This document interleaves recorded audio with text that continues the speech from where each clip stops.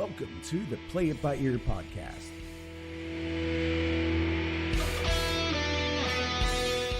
The podcast where the topics may vary because, hey, we play it by ear. And now your hosts, Eric Fiskus, Brady Liming, and Todd Griffin.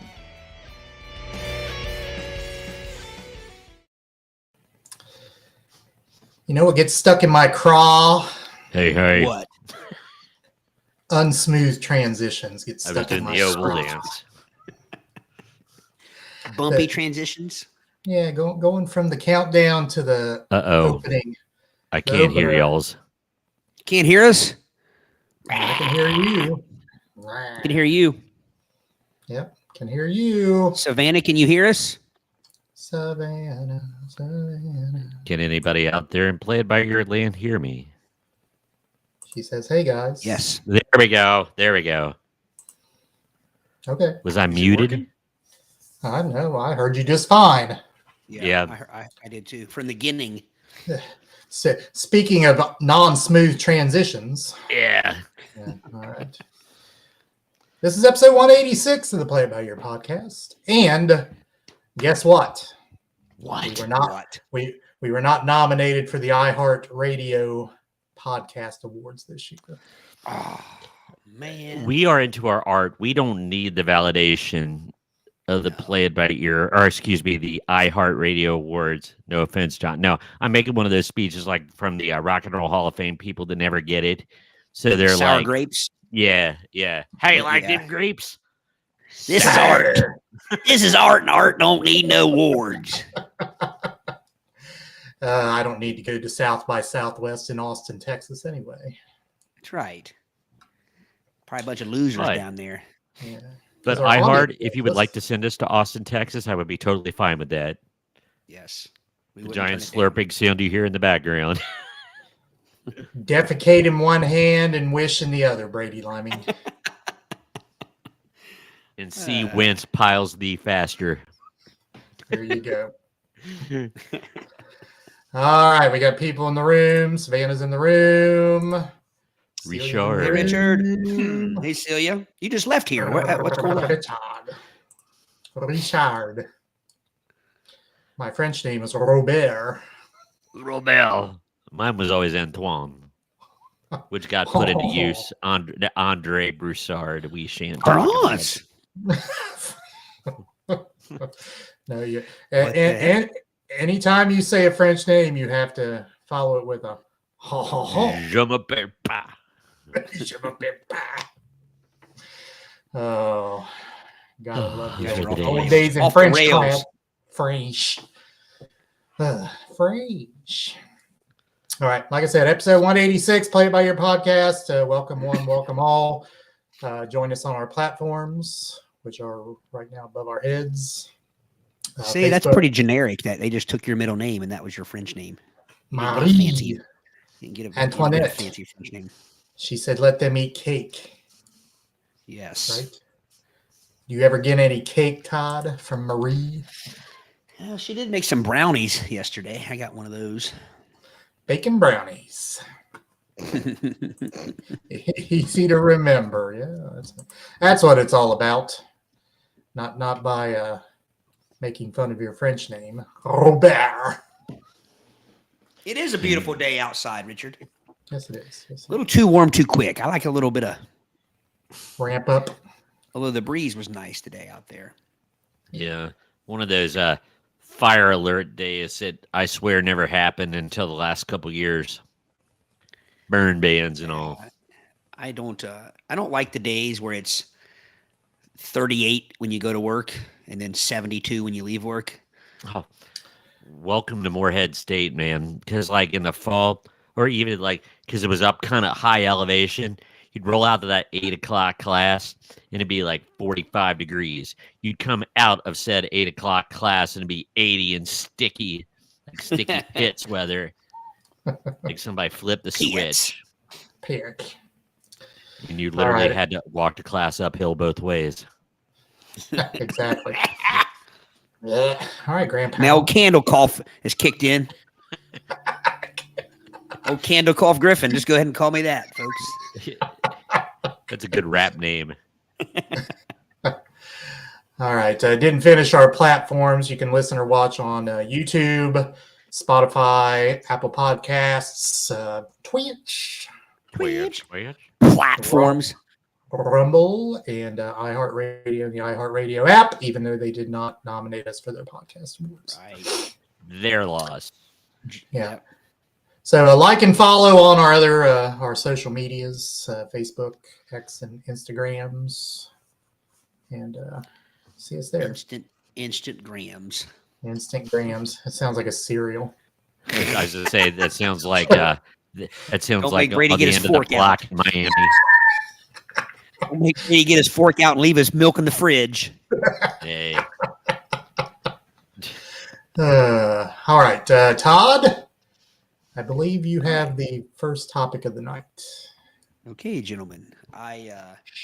This was kind of a last minute. This is the epitome of playing it by ear.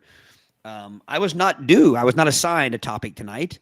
But I had one ready for the next week, or for the next time we had a podcast episode, and I just brought it up to these guys, and they said, "Hey, let's wing it a little bit tonight." So we're gonna do a little bit of mine, and then Brady has a topic as well. I think we're gonna finally play.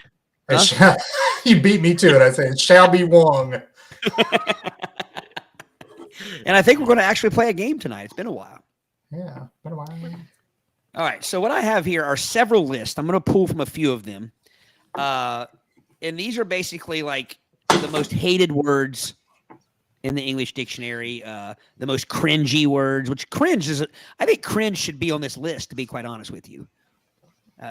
That's a new word. You know what I mean? That's not a new word, but it's a new meaning. And it's definitely gained some popularity over the last couple years.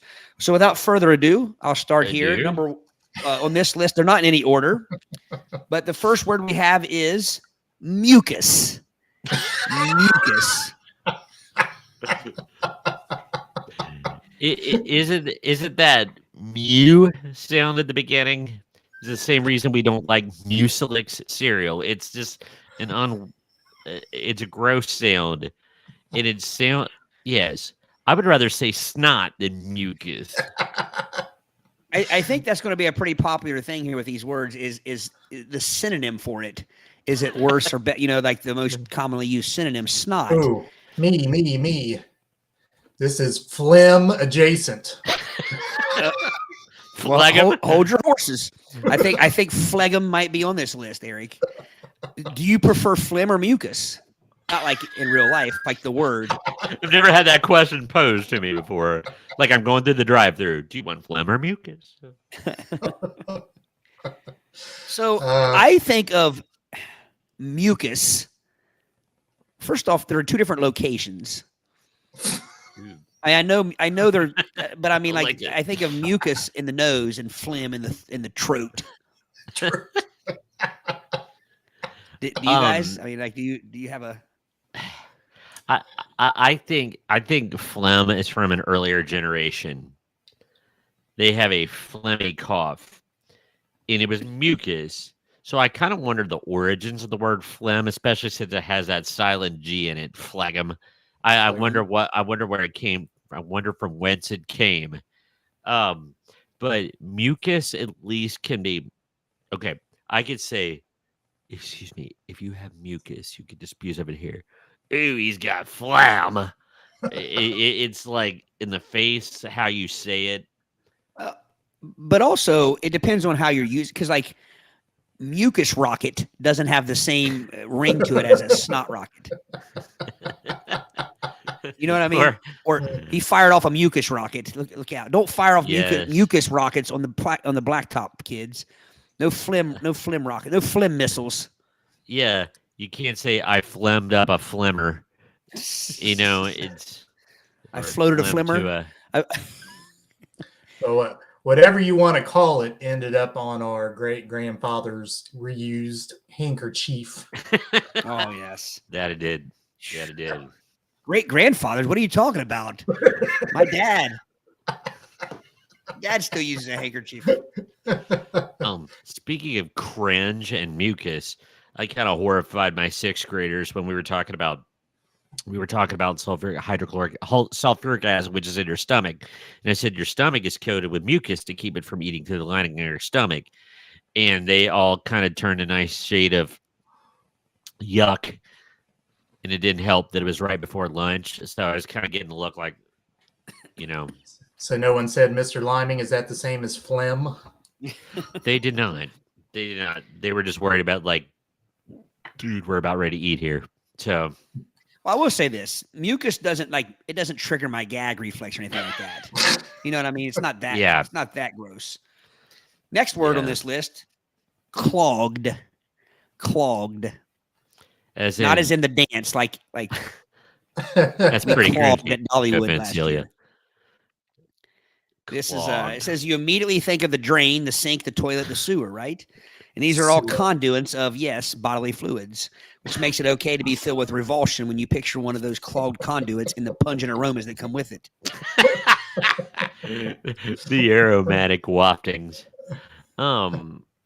Yeah, I've never thought, that's a great point because I've never the drain's clogged.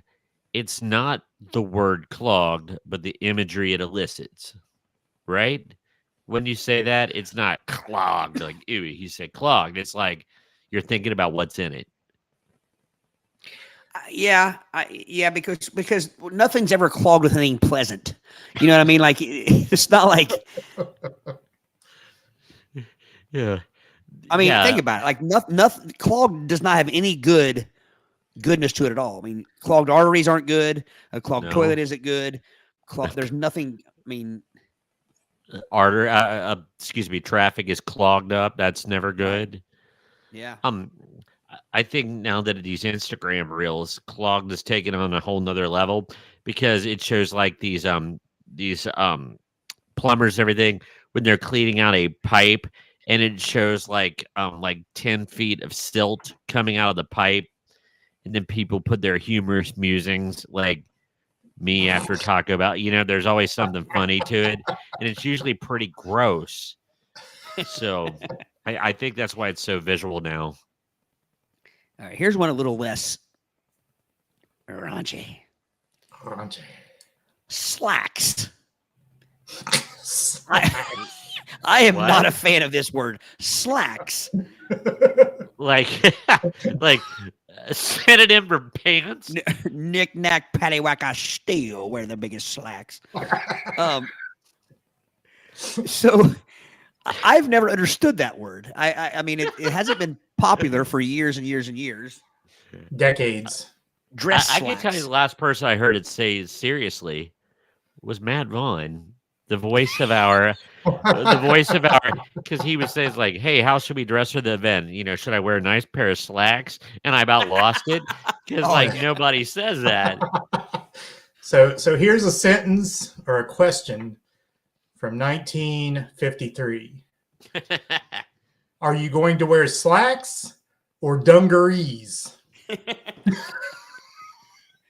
Maybe. I gotta say, I lack in the slack department. I don't.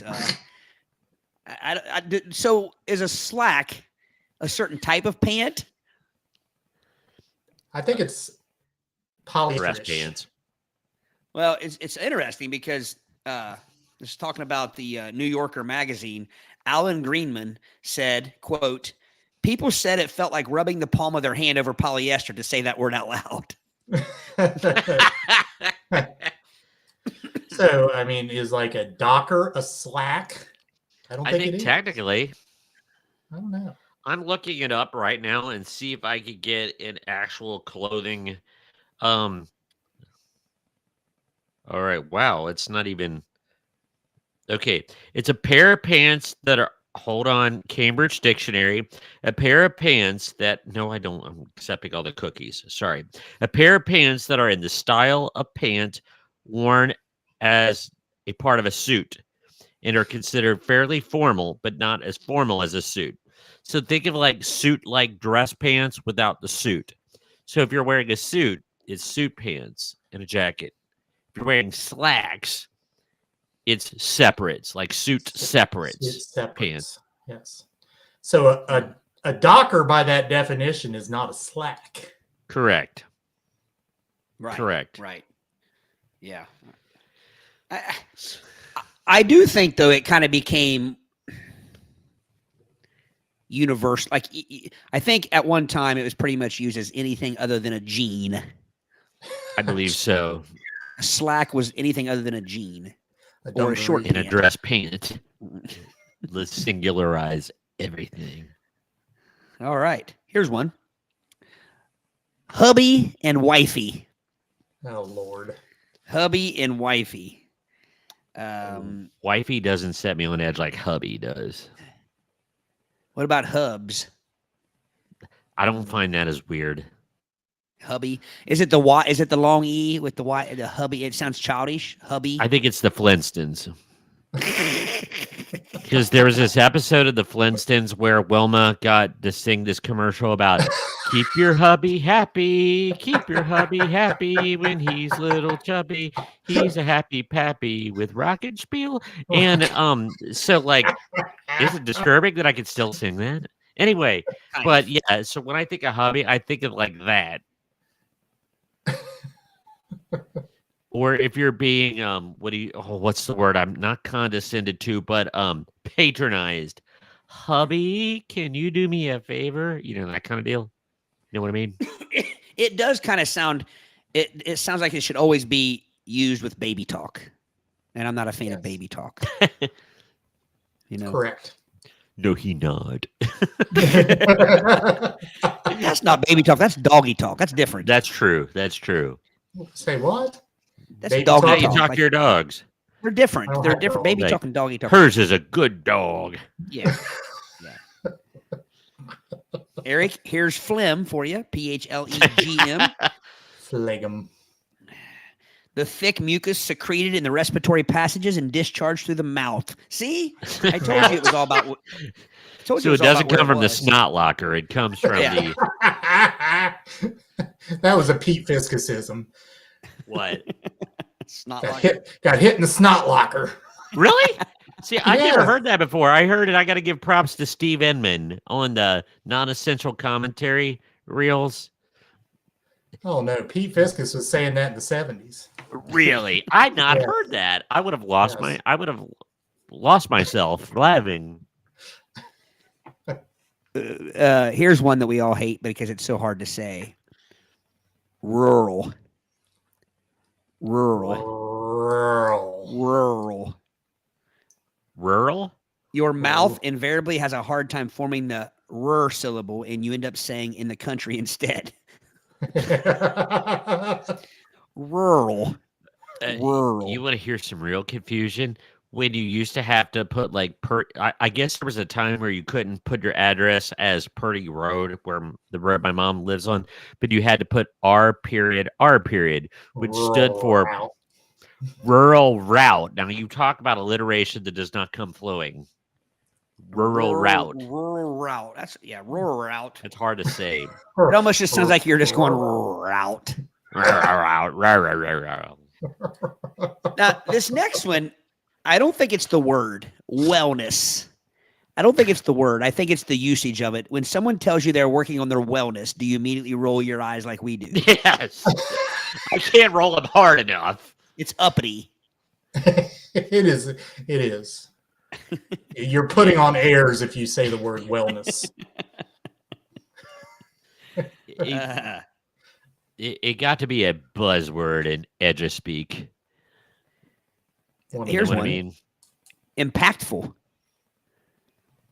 It says this isn't one you'd think people hate, but apparently the hatred is real. Impactful is another one of those uppity, self-righteous words that just rub people the wrong way or make them feel bad about themselves. It was coined in the 60s, which was a very impactful time with impactful people for sure, but maybe let's leave that word for history. Full of impact, full of pact. It's not outpacked. Sputum. Sputum. Sputum. Sputum. Yes, Sputum. my bad. See that word is is it sputum or sputum? Sputum. Sputum. Oh, Sputum. I've always heard sputum. That's why Sputum. All right. It could be both. How's that? There you go. Fair enough.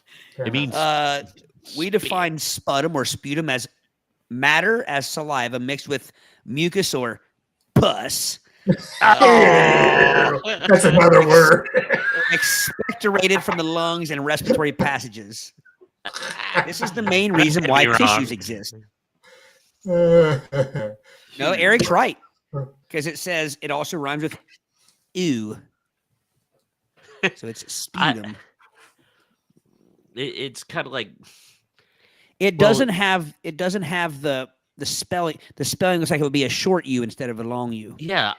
I swear. In fact, okay, Eric, there was a reading book story circa 4th or 5th grade, and that was one of the words. And I swear we were told it was sputum because sputum sounds like a mispronunciation of spit.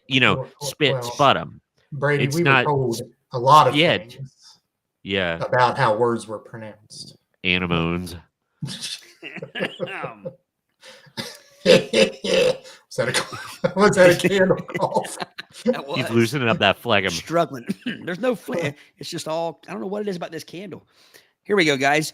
Goiter. Oh, That's gonna make Eric. He's gonna make Eric spew. Isn't that like a thyroid condition? It says this is an enlargement of the thyroid gland on the front and sides of the neck, usually symptomatic of abnormal thyroid secretion, especially hypothyroidism, due to a lack of iodine in the diet. Goiter is included because of the goy at the beginning, just like the. I don't want to say it because it's another word. It's an oi thing. People don't like the oi. No. Oi to I the think- punks, and oi to the skins, oi to the world, and everybody wins. Ziggy zaga, oi, oi, oi. Goiter also sounds like it could be a character on Andy Griffith. Yeah. There was Goober, Gomer, and Goiter. Goiter Pyle was the grandfather or grandmother. Goiter. Along those same lines, with the same hated oi, we have ointment. Ointment. A soft, unctuous preparation, often medicated for application to the skin, unguent. What was that second word you said? Unctuous. Unctuous. What is that? unctuous. I don't know. I've never heard that I word think in I my just life. learned something today. And I consider myself a linguist. I've not heard that word. I'm looking it up Cutting right variety. now. Unctuous. It's excessively or ingratiatingly flattering, oily. He seemed anxious to please, but not in an unctuous way. I think a used car salesman is unctuous. A politician So- would be unctuous. Okay. Having a greasy or soapy feel. So you Greasy. stick your hand in tallow, it's going to feel unctuous. That's another word. Greasy. You're greasy. Greasy. Tallow, not With tallow. air I in don't his like lungs. tallow. I don't like tallow or tally. I don't like tally or Terry. What? Hang on. Terry. Which one is it? Which one Don't is it like Terry. to like Terry not is be in a the- hurry? Terry is to loiter, which Right, sounds like loiter. goiter. Loiter goiter Well, in the Terry it's- squad. Terry is a fancy word for lollygagging. Yes. You lollygag after the ball. You lollygag. What does that make you? Lollygaggers. Bull So Durham. here's one that I know is on most people's list of hated words. Moist. Moist. Michael Davidson.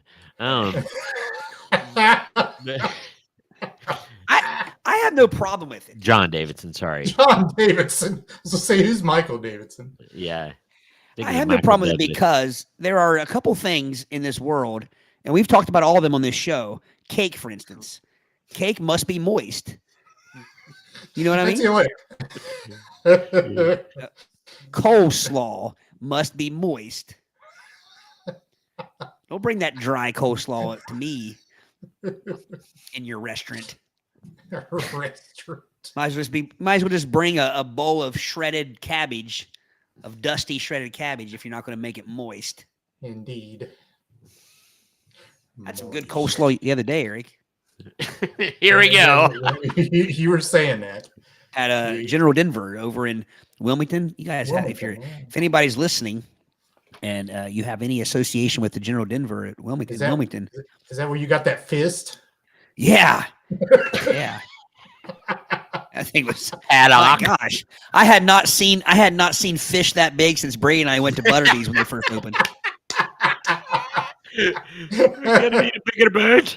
Oh my gosh! Can we tell that story again? I think, yeah. So I think it took 2 waiters to bring out that each piece of fist for Brady and I. So that was. I think what happens is when restaurants first open, they don't quite have their portion sizes down for what they want to charge, And it was Butterbees when they first opened, and Brady and I went, and I think we both were like, "Hey, that fish sandwich sounds good." And I think we even asked, like, "Hey, is this?" I don't eat fish. Only you got it. Oh, I thought I you was got there it too. for it. No, I helped you I get it got on the that. table. Okay, I got the gaff hook. you helped me get it in the boat. So the bun on that fist looked like a dinner roll. It looked like a King's Hawaiian on a cow. It was like somebody took an entire like- Mako shark and breaded it and flung That's it on what the I mean. table. It looked like a sperm whale in a birthday hat. Is what it looked like. Oh. So they bring it out, and Brady and I, but like instantly, I felt terrible for the waitress. Like she brings it out, and Brady and I we literally lost it. I'm talking like heaving, laughing. And she's like, "What is this?" Like, no, it's just huge. Yeah. Like they could have brought out a loaf of bread, and the bread to fish ratio would have been lopsided. Have you ever seen those salmon? What do they call them? Cedar plank salmons. That like I don't even eat it, but it's about. Wait a minute, I can't even get my hands in the screen. If you can imagine me making a 2-foot gesture, it was literally just a big old slab-o fist that was like it was just comically big. Comically. Salmon stanks too. I bet it Stinks. stinks. It was like low tide at Biggs.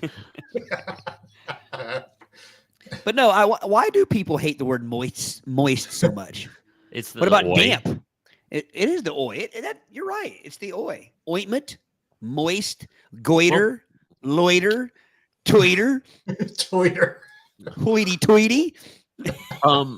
Well, how about okay, here's one. I don't know if this is on the list, so I apologize, but a synonym of like damp and moist. One that gets what about dank? Dank. That's a dank basement. And that's the only place you can use the word dank is in relation. Not to really. I think a locker room. Yeah, that's what yeah. Yeah. Yeah, you don't say a moist locker room or a damp locker room. It's a dank locker room. The I historian have no has problem it. with damp. Good eating, Chris. Gotta watch that mud vein. Yeah. Here's one. Riz. Riz. Like RIZZ. It's slang for exceptional flirting skills. Yeah, it's Like charisma. teenagerese. Yeah. It's really gone out quickly.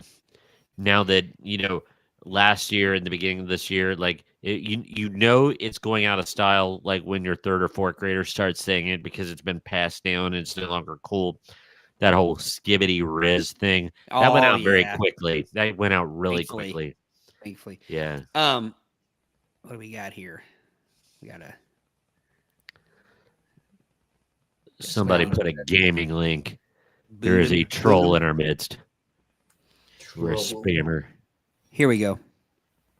We should ask our ladies. How many people we have in the room? Hey, ladies. I don't know where my meter is. I don't know how many people are in the room. I don't know. If you're a lady, chime in here. Panties. Panties. I'm uncomfortable. Say it again. They might not have heard it the first 2 times. Panties. The word panties makes some uncomfortable due to its perceived childishness and awkward intimate connotations. It reminds some of booties. Not booties like socks. I get alternatives to panties include underpants, undergarments, briefs, knickers, bottoms. Pantaloons. Bottoms is like just a cop out. You know what I mean? Like bloomers, undies, intimates, and lingerie. Have you heard somebody say under things? That just opens up too much of a broad. Under things could be lots of things. Hello, Nikki. Nikki says that's a no. Well, so our question is what what does everybody prefer? And keep everybody keep your minds out of the gutter. You know us. Our minds are as pure as the driven snow. Savannah, underoos. Is that are you adding to this list, or is that what you prefer calling them? I don't know how you can call them. Was pants one of them? No, just underpants. Underpants. Okay, yeah, but it's kind of pants. But you can't call them pants. They don't have legs. Well, it's underpants, though. Underpants. I see what you're saying, though. Pants have legs. Right. Yeah. And we don't call things. Here's the thing. I refuse to call them underpants because I don't call my socks overfeet, and I don't call my ties round my necks, and I my overhands. It's cold out. I don't call my hats atop my heads. I mean, why would you do that in the other article of clothing? You don't like its relationship. So basically, what you have here is you have what they're doing with underpants is they are using a what's it called preposition. Yes, right? Because it's like instead of over water, it's under. They're using a preposition, and then a pant, which, like Eric said, a pant has legs. Yeah. Well, it does, but there is no denying if I'm wearing a pair of pants and I'm wearing underpants, they are there are legs, but there's also other parts of the pant that touches not the legs. So I'm guessing you're catching my drift here. Now, I'm not saying I love it, but I'm saying I see why they weren't overly specific. Here's one that's not on this list: skivvies. Skivvies. Skivvies. That's a Sherman Potterism right there from Match. Yeah. So Nikki says underwear. That's what she calls them. Samantha calls them undies. Yeah. I think Richard says put a sock over Richard. That's a different thing. I don't think intimates. I think that would annoy me. Intimates. There's many a clothing store, a department store, if we were going to use antiquated terminology, that they don't say the underwear section, they say intimates. Which underbridges. Yeah. Underbridges? Nether britches. Nether cloth.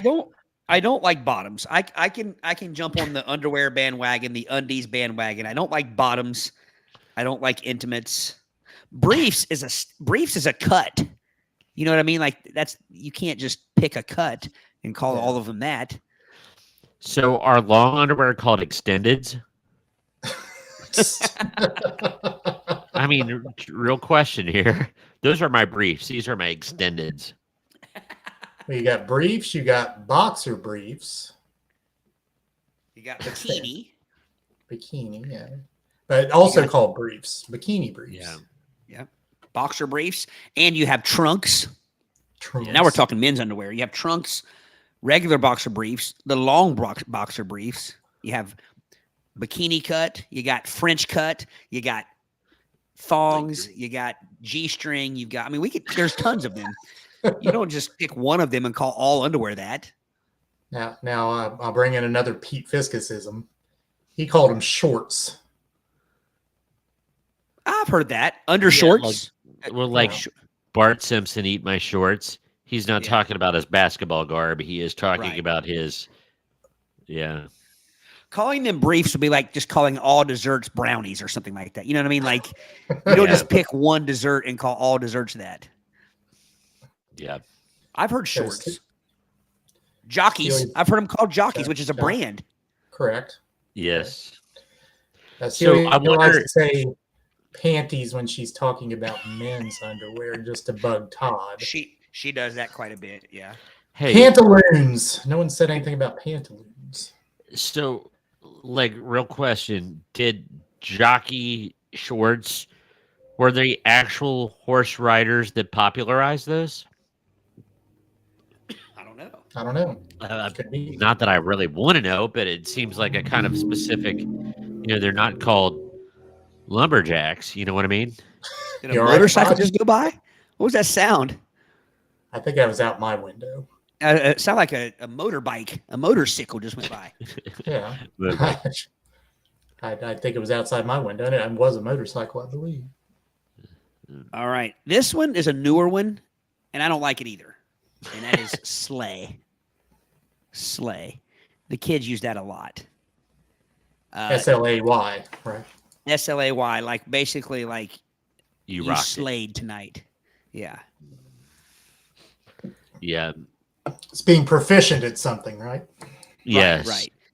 And they don't say you did slay tonight and you slew last week. I guess the precursor to slay was killing it. You killed it. You killed it up there. I guess that was just before some of violence.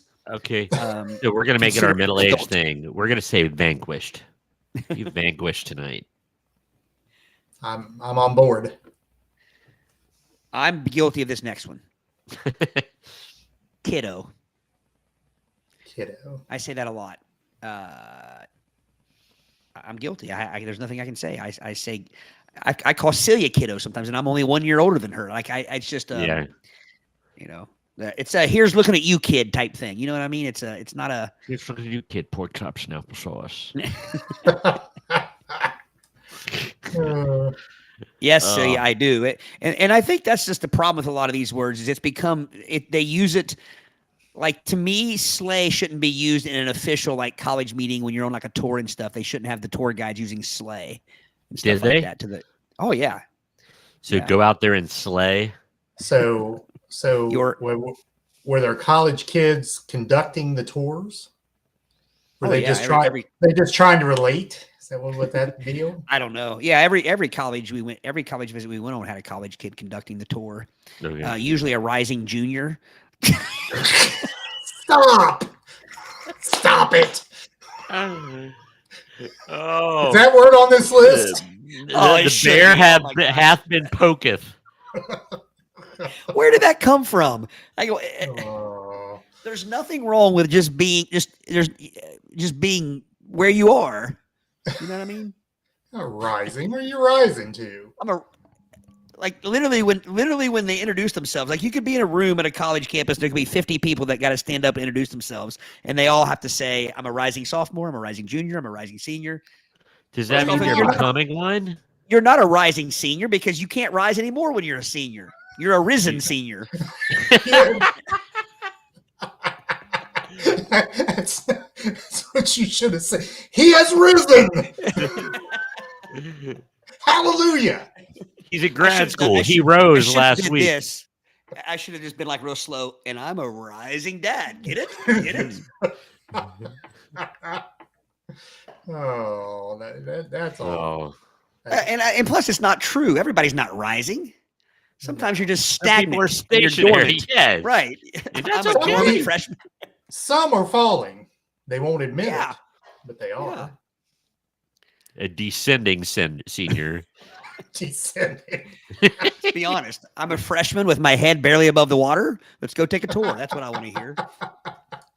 He's a treading freshman. I feel like the horse in the Neverending Story. Let's go. I'm a dog paddling freshman. Well, the thing of it is they've transferred it to the high schools now. Like they ask you, like, what are you a rising senior or are you a rising junior? I'm going to tell you what. If I were sitting in that room and I had any say as to who was going to be selected for something, if they use that term to describe themselves, they're out. Nothing else need be said. You're not rising in my college. Just for the smiting You're of out. it. All right. Here's a word. Supper. Yeah, I don't like that. We always that's what we grew up saying. See, my dad, nothing would get his dander up, and I don't know that this was very to the liming sect. Like my my uncles, my grandmother, my dad's side, my grandmother liming. More than when a So- cereal spoon got moved. Yes. So here is what it was. That one you eat at noon is dinner. The one you eat at 5 o'clock is supper, and I'm not like that. Okay, and that brings me to what I was going to ask. Supper. Now, Celia has put this out there, and I can't agree with that. Supper can only be the third meal of the day. It can be in no other order. I don't know where I've never heard that before. That supper is lunch. I think dinner can be used as either. Right. That's the way we grew up saying it. Breakfast, dinner, supper. Lunch is the middle meal always. Supper is the third meal always. Dinner can be either. And breakfast is always breakfast. Unless But I it's don't an animal. So when I feed my dogs in the morning, I've given them their breakfast. But all the rest, hey, did you give the dogs their dinner? True. That's true. You don't say lunch. It doesn't seem right to say, hey, did you give the cat its lunch? Like you don't. Hey guys, here my fine dogs. It's supper time. No. Well, supper time. I think I grew up saying supper. We were a supper family, but as an adult, I say dinner. Oh yeah. It was very Midwestern and it is gone. I had one former coworker that would say supper and it was just like a fart in church. Like it just clanged on my ear. It didn't sound right anymore. But Celia throws a whole new wrench at things. I've never heard supper referred to as lunch, or vice versa. No. Hey Morris, it's sup time. Just doesn't sound right. Yeah. Brenner. Yeah. Well, yeah. And then there's And I have no problem with brunch. brunch. It would be Brupper and Celia's family. No, that's a new one, Celia. I really haven't heard that applied to lunch before. All right, here's one. No, sorry. Before we go on, remember the Beverly Hills Supper Club? Yes. That was supposed to sound highfalutin, but Supper Club does not sound to my ears now. It does not sound So pretty. did they only serve the third meal of the day at the Beverly Hills Supper Club? They could have very well, but I still think Dinner Club sounds more Highfalutin? fancy. But Supper Club, I don't know. I could be totally wrong, and this is just it hits my ear wrong. All right, Celia, you win. You're right, but I'm just saying that just because it's in the song doesn't make it. So, Old Nan Tucker, supper's over and dinner's cooking. I never heard of Yeah, Old that's a Nan lyric Tucker. in that song. And was that song from 1892? I mean, Yeah, you had to go all the way back to the 1800s, say, to prove us wrong. Yeah, I put that the in the same vernacular category is as barnacles. with quail. They were eating quail and kraut. As long as the kraut's moist. Here's one that I use quite a bit. Also, folks. Folks. I say that a lot. I say Folks. it in as folks. F-O- I say it. Go ahead. But people usually pronounce it Fokes, folks. Right, folks. Folks. that almost sounds like a British person saying fork. It's your folks. So I use it two ways. I use it as in, that's it, folks, that kind of thing. But also use it to refer to somebody's parents. Yes. I will say, I will address my class that way sometimes. Okay, folks, let's wrap it up.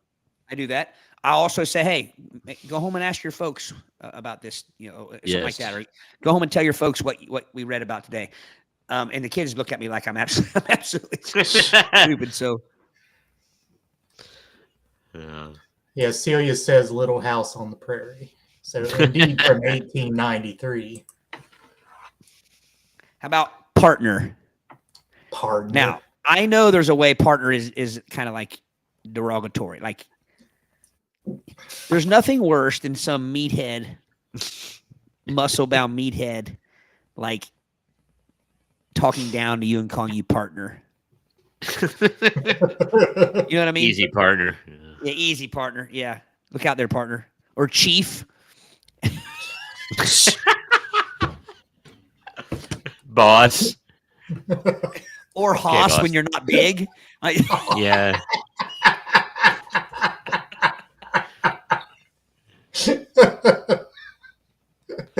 Tell me Webster wanted to be called hoss, would you? Tell me if Mams and George would have called Webster hoss, he wouldn't have thrown a fit. Only Lord Green could call a man hoss and get away with it. Oh, Lord. Yeah, I don't mind partner. I think, again, it's all the content. So I think partner's usually talking down to someone when people say it. So I think maybe it's been kidnapped. It's been hijacked. Let's take it back. And misused. Is it Nan Tucker or Dan Tucker? It's Nan. Or are there two different ones? Who's the one who combed his hair with a frying pan or something? With a pork chop? Yeah. Something like combed his hair in a frying pan, something like that. So is old Dan Tucker Nan Tucker's grandson or what? I don't guarantee Nan Tucker hasn't lived in the past 150 years. How about yummy? Yummy. I have no problem with yummy. I think it's a bit childish if you're like an adult and, like, let's say you go to like Jeff Ruby's and they bring out a nice juicy steak and you're like, yummy. I think that's a little bit, You're there in your tux and you're yummy. I think at our age you can only say it ironically. Yummy. Yeah. That looks yummy. Actually, a dude, I don't think could get away with it. Celia could say, "Oh, that looks yummy." My daughter could say, "That looks yummy." I don't think I could say, "That looks yummy." No, Savannah. Spleen would not be a diphthong. A diphthong is when you change from one vowel to another vowel sound to another vowel sound within the same syllable. Syllable. And there'll be no talk of spleens on this show. That's a rule. This show just got a splenectomy. Yes. Boil would be a diphthong. Noise. Out would be a diphthong. How about epic? I think it's the way it's used. There's nothing wrong with the word itself, but when everybody says everything's epic, you know what I mean? And I think it's usually youngsters. Like a kid could like literally walk down the hall and jump up and act like he hit the top of the doorway, and everybody, oh, that was epic, man. Like, no, it wasn't. You literally just jumped up and touched something. Like, everything's not epic. Okay, so definition of epic. A long boom. I mean, I don't do booms. Thank you, Steve Moore. Or is that me? Well, like this person says, No. Overuse has diluted epic, transforming it from a descriptor of grandeur to a tired hyperbole for anything mildly interesting. And that's exactly what I think it's been used. It's like standing ovations. It's like, you know what I mean? Like every performance doesn't deserve a standing ovation. Okay, so here is the definition number 2. This is, I believe, extending beyond the usual or ordinary, especially in size or scope. Right. So you are correct. So jumping up and hitting the door is epic frame poem is redundant? not epic. No.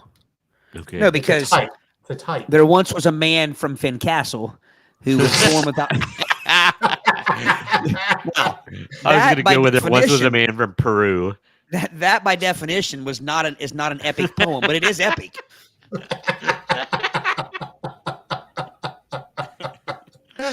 Oh my god! Exactly, Else. Celia. If everything is epic, it loses its power. Then nothing is epic. Right. How about swag? You guys got any problem with that word? Swag. When I started seeing swag, it was free stuff that you got someplace. Yeah. Big Hermes. Did he think that's what it was, or was he just playing words? Big Hermes.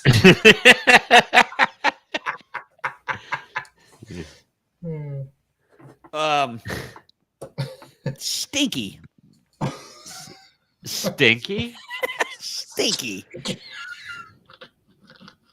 I have no problem with stinky. Stinky. Usually when I use the word stinky, it is referring to one of my pooches. Bruno is a little bit stinky tonight because he ran through the wet grass. Right. You know. Now my 6th graders, I don't call stinky. I just say they stink. Right. Well, I think it refers to also, and Celia, if she's listening still, she is guilty of this. She will use stinky as in something was bad. Like I went to the store and they were out of milk, so it was a stinky trip. That kind of thing. Like you know what I mean? Like it's not. I think it needs to be used when it's talking about smelling something only. Not just when something turns out bad. I've never thought of this in this very second. Right now, why is it that when a movie is not good, we say it stinks? Why does it have an odor?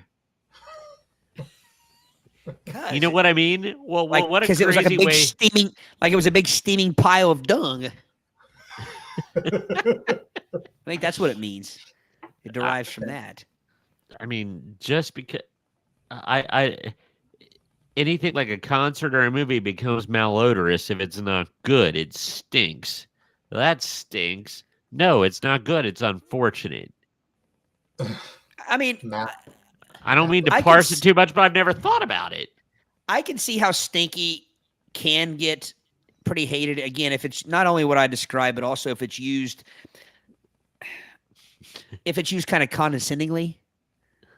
Like your boss was talking to you at work and it's like, now if you do that again, it's going to be pretty stinky. I'm going to have a talk with you. I mean, like it's, it can be used. It's pretty childish. Yeah, that would probably provoke me to stink if somebody said, I don't know. I would not stinky? Yeah. Oh, good question, Celia. What about being a stinker? I would rather hear that from those college students. I'm a junior and I'm a little stinker. I'm just a little stinker. You're in. I'm a stinker sophomore. So once again, where does one's bad behavior become equated with smell? If somebody is running in the hallway and talking during class, well, that little stinker. No. So they're misbehaving. So is that in relation to flatulence? It can be. That would be much more literal. But that's what we called flatulence when we were like 5. Stinkers.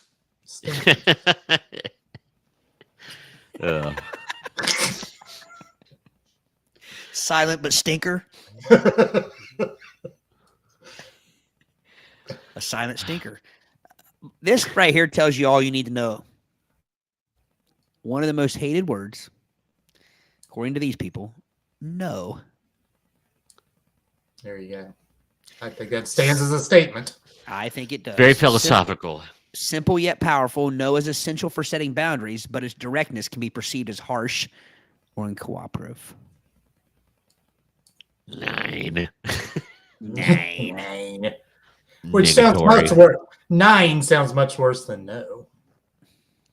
Well, you have to. Right. You can't just say 9. It has to be said 9. You got to make a face. You got to make the face 9. No, 9. Here's one I don't like. Veggies. Jeez. I don't think you could come at me and say you don't like panties, but also use the word veggies because I put them in the same category. Vegetables, pantables. Animals. I like that. Excuse me, I've got to wash my pantables. That's my new word for. That's our new word for underwear. Pantables. Oh You got your no, pantables in a bunch. there is one usage of veggie that I'm very attached to, and at Epcot Center Disney, the Kitchen Cabaret attraction, where there was some broccoli, some corn, and some cauliflower mariachi band singing veggie, fruit, fruit, veggie, fruit, fruit. And I love it still. So I'm attached to it. But that's about the only time you're going to hear me say veggie. I think there's only one acceptable use of the word veggie in relation to pizza. You can say, no one says vegetable pizza. You're right. They don't. It's a veggie pizza. I want a veggie pizza. Right. Is it I there a just- yeah. Subway sandwich that's a veggie delight? Okay, same idea. That's Yeah, acceptable yeah. as well. How I'd like about the organic? vegetable delight. Organic. Very overused word. It's a buzzword. Yes.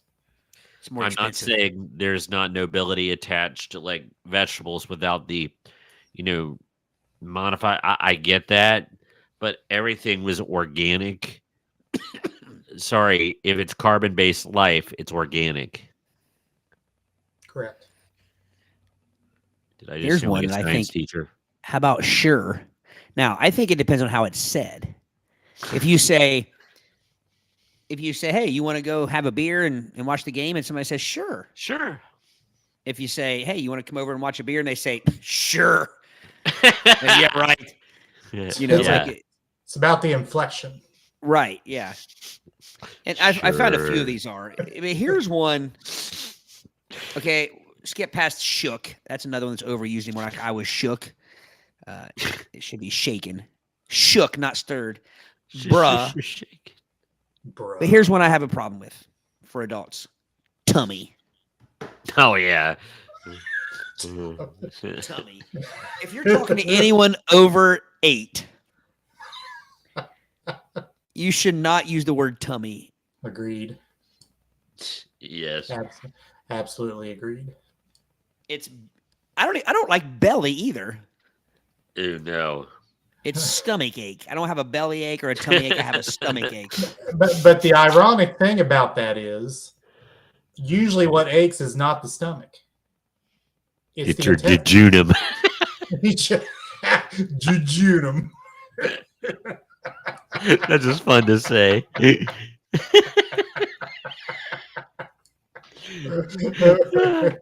I'm 47 years old. I don't have tummy aches, belly aches. I got a case of the rot gut. I thought that was like alcohol. Yeah, like Oh, Everclear's rot gut. As I say, it's like 180 proof alcohol. So this is interesting on this list is when they combine words. Like I've never heard this used, but it's adorkable. It merges adorable and dork to describe a charmingly quirky individual, but critics argue it trivializes genuine uniqueness under a trendy label. Adorkable. Okay. Seriously? Someone I would not use the word. No. But critics, there are critics of the word adorkable. My only critique would be that I think it shows a little bit of laziness, because I could see, okay, you're a dork, but you're adorable. I could like that. Why can't we just say that? Why do we have to? To me, it's like having a remote control for your car stereo. Like you can't reach down the 4 inches from your gear shift to the. It's, you know what I mean? Like, why do we need all these? It's the same way we do like the Benifer and all these, you know, the famous people that are dating and stuff. Brangelina. Yeah. So, yeah, but back to that critics. Trivializes what? Hang on. I'm laughing. It trivializes genuine uniqueness under a trendy label. Get out of here. Well, hang on a second. I kind of agree, Eric. It's kind of what I just said. They've created this word because it's trendy rather than just saying what they mean to say, which is you're an adorable dork. If that's what they're saying, I have no problem with that. But it doesn't trivialize it. Well, I mean, it lazifies it. Well, I'll give you that. I do it to be funny. Like when I was talking about Tom and Jerry, when Tom got hit by the bulldog with the golf club and the catsticles. So I'll do that occasionally. I guess that's true. We probably shouldn't be hammering on anything like that because we do that a lot. That's true. How about feisty? There's something about that I don't know that I like. Adults using the word feisty. Feisty is like you catch a baby possum in a pillowcase. It's because it's feisty and it's trying to get out. But I remember when I found out what a feist was, and the word cracked me up. Feist? It's Shakespearean. It's a small yappy dog, and they would call a small yappy dog a feist. Oh, did not know it's that. Feisty. Baby possum in a pillowcase. That's oddly specific. Yeah, but you can visualize it. I mean, you know, it's trying to get out. It's feisty. But it says here, feisty aims to complement spiritedness, particularly in women, but can backfire by implying that assertiveness is surprising or unusual. I think maybe, again, it's how you use it. So, like, let's say you're in an argument with your significant other, and you say something and they defend themselves. Like, you know what I mean? Like, they come back and with something that defends themselves, and you're like, awful feisty, aren't we? I can see that being degrading. You know what I mean? Like talking, condescending. So I need to ask Samantha about this here. If you have the shiggles. Is that what I think it is? That's the only thing I can think of. The gits? Going to have some blanks and giggles. Some defecation and That's a giggles. dumb term anyway. Yeah, what does that mean? Like everybody sitting around defecating and laughing about it in group setting. But I might laugh at that. All right, 2 more here, fellas, and we'll pass it on to Brady. But this one is not really a hated word, I don't think. It's the overuse and the incorrect use, and that is literally. Yeah, correct. Overuse has expanded literally from its strict meaning to an intensifier for figurative statements, irritating purists with its inaccuracy. That is irritating. It is. That is literally irritating. It is literally irritating. I literally brought the place down. No, you didn't. I'm literally a rising sophomore. Well, now. And the last one, we've talked about this. I still say this was not a thing when we were younger. And people use it now. I don't think they understand the meaning. They use it when they want to sound. I think they use this to get an upper hand on people that they're losing an argument with, or they're losing a debate or something with, and that is gaslighting. Gaslighting. Gaslighting describes manipulating someone into questioning their reality, but its over application risks diluting the gravity of this serious form of abuse. Okay. Had you I just ever thought- heard that word No. before 5 to 10 years ago? No. So here is a case of gaslighting. I'm going to go back to the movie. So when you hide things that somebody, like, say they always put their car keys and their wallet on their desk or their dresser, and you hide it in the freezer, and they start questioning, I put it right here. Am I losing my mind? That's gaslighting. When you're intentionally making somebody question their sanity. Did I leave the front door open? I thought Hang I on, Brady. closed it. That makes me feel bad because that means that I used to gaslight your dad when I would hide his Yes, spoon. we did gaslight him. Yes. And it wasn't negative. He enjoyed it, damn it. You know what I mean? Like they've made it, like you said, like it says, they've diluted it by Yeah. overusing it. But I never heard that word. I'm going to add my own to this list, and we may get canceled for this. Uh-oh. Mansplaining. That is the Oh. dumbest term ever. And I have no problem if someone wants to say to me like, "Hey, you don't have to explain things to me." I get like, but every time I explain something, don't accuse me of mansplaining because I'm a man and I'm explaining something. You know what I mean? Like, There is also womansplaining. are you saying there is, or are you saying that because I've never heard the term? No, I'm saying there is. It's just not ever you're said right. that way. Right. There's just because it's just explaining. Yeah. It doesn't matter what. So what mansplaining is somebody complaining they're being condescended to. Right. But again, it's been diluted and overused to any time you're trying to explain anything and you happen to be a man, you're mansplaining. They want to shut you up because you're a man. Yeah. I'm explaining it and I'm a man. I'm sorry, I can't change that, but I still need to explain this because you're wrong and I'm right. So, I also hate man spreading. You do not understand man spreading unless you have testicles. I was getting ready to say we need to spread a little more. It is uncomfortable to not spread. Okay, there's that, but I have very long legs.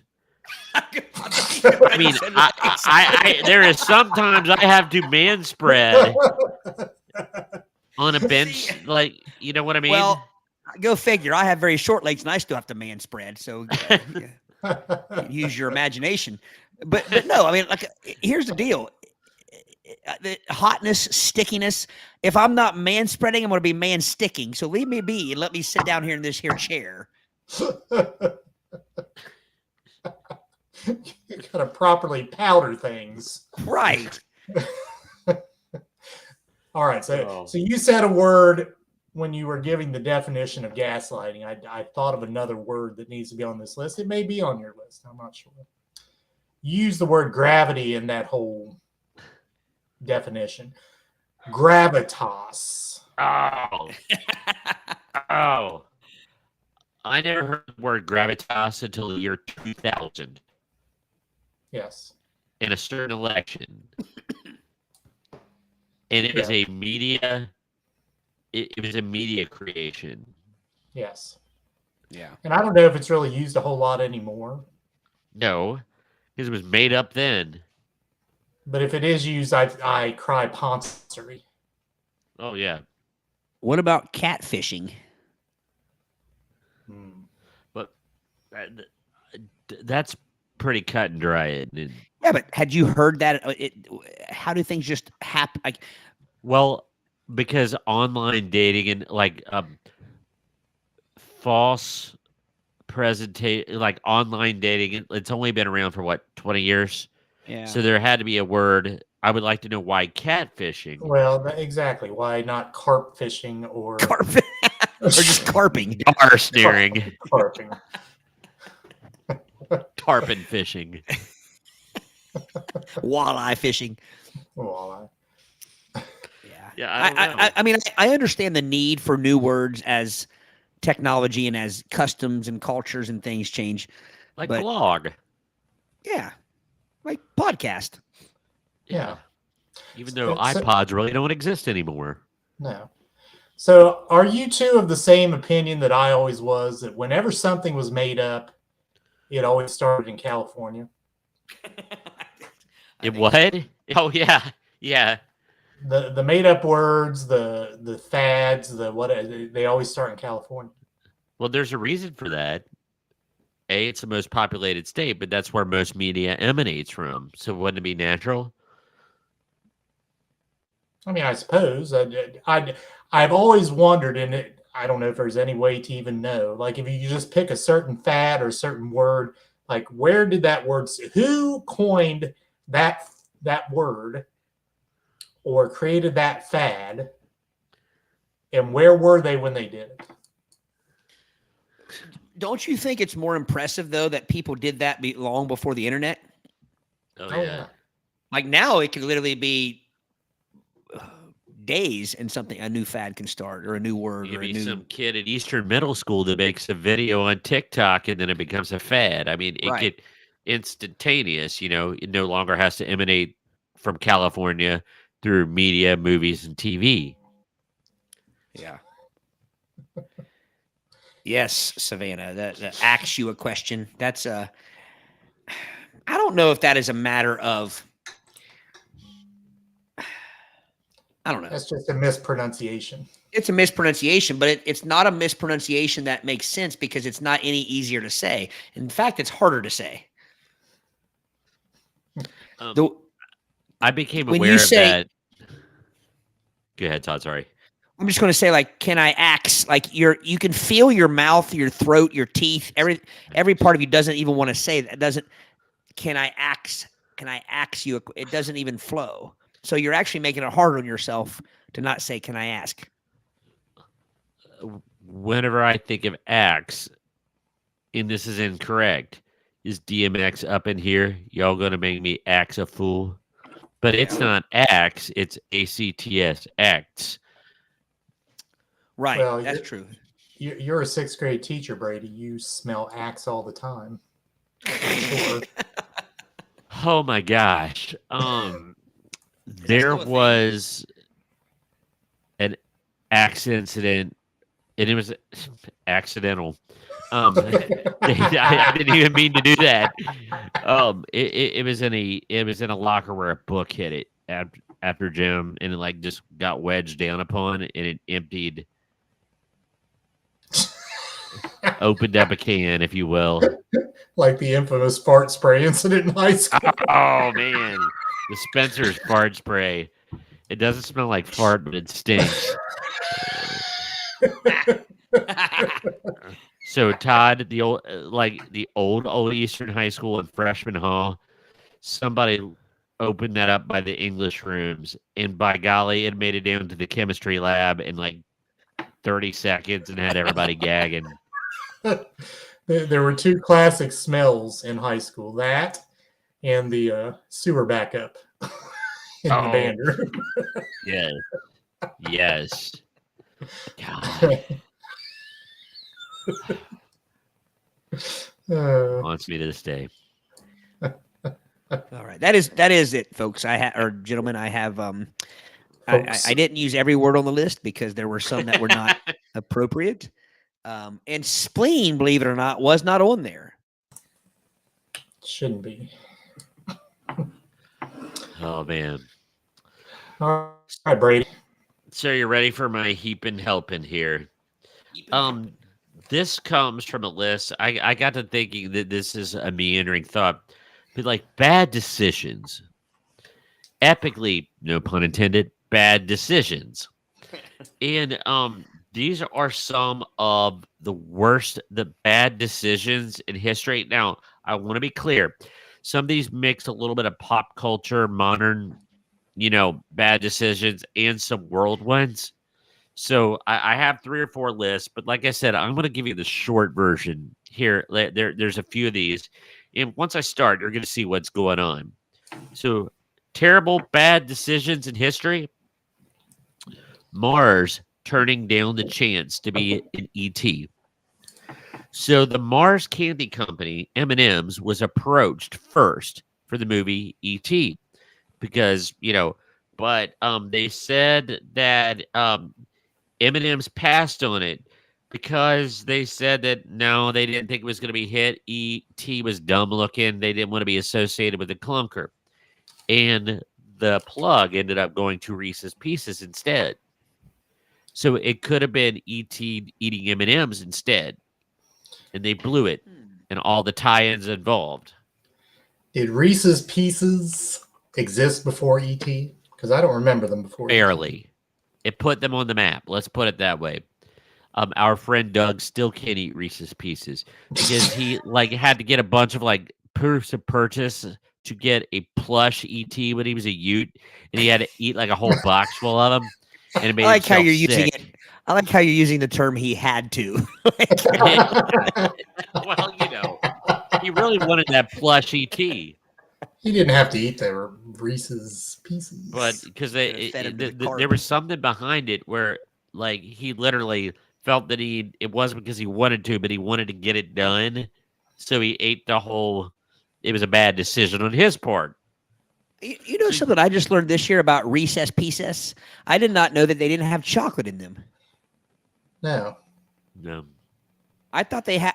I mean, I knew they didn't have chocolate with. I knew it was peanut butter filled, but I thought the candy had a thin, fine sheen of chocolate neath the candy. Actually, I thought it did too. Yeah, betwixt the candy and the peanut butter filling, and it doesn't.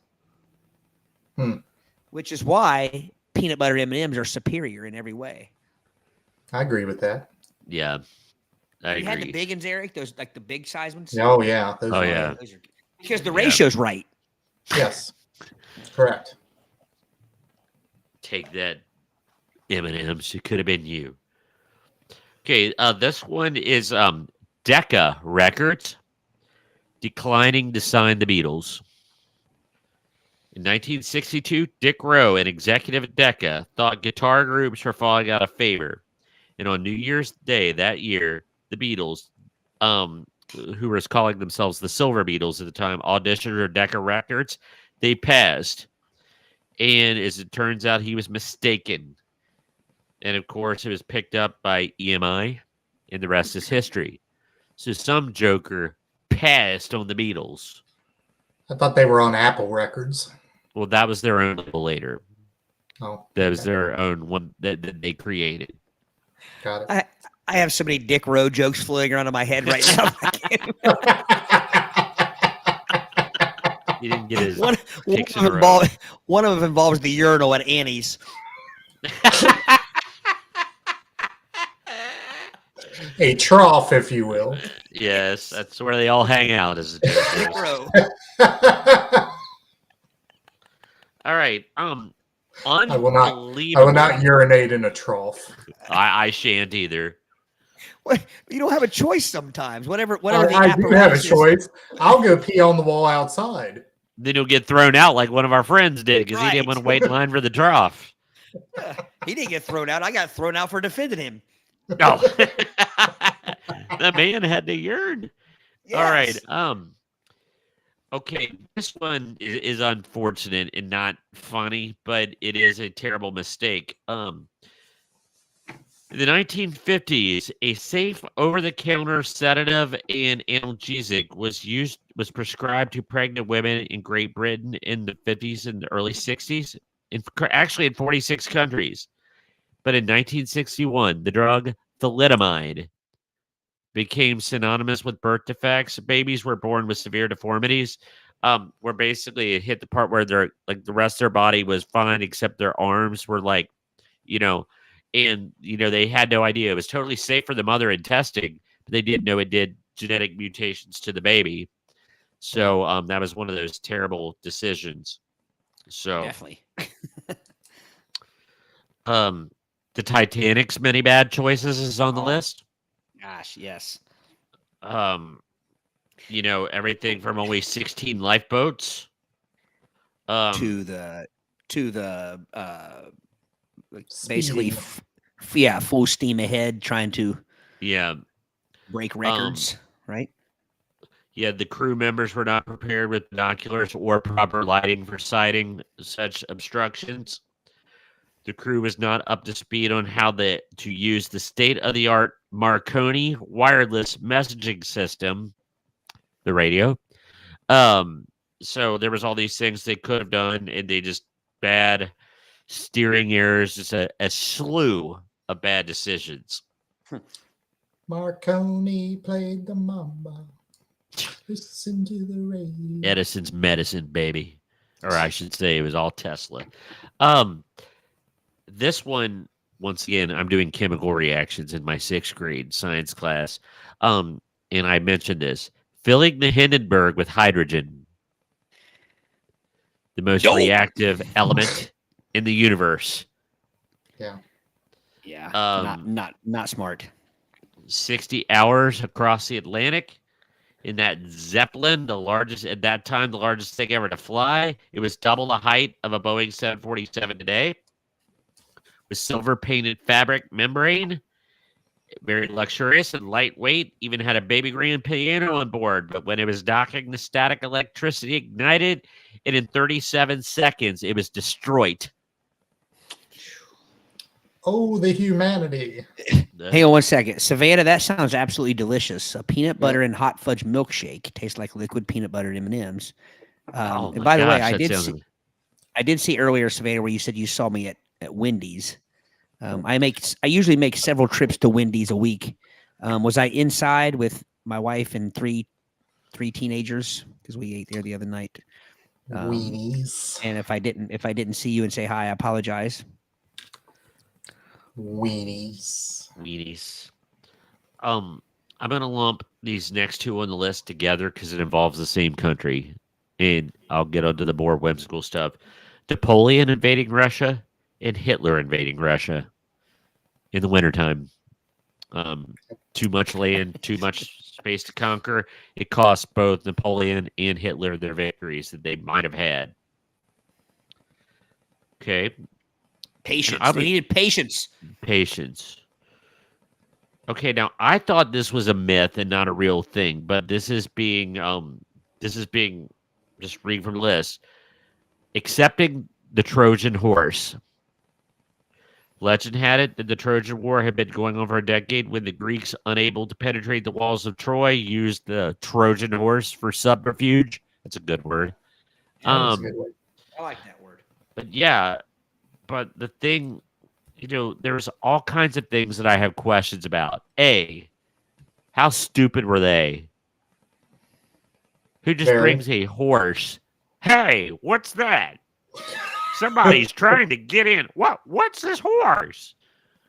And honestly, how many people could be inside of it to be effective? I guess it only takes one to unlock the gate. But you don't think that guy would have been punctured by 50 arrows trying to open that gate?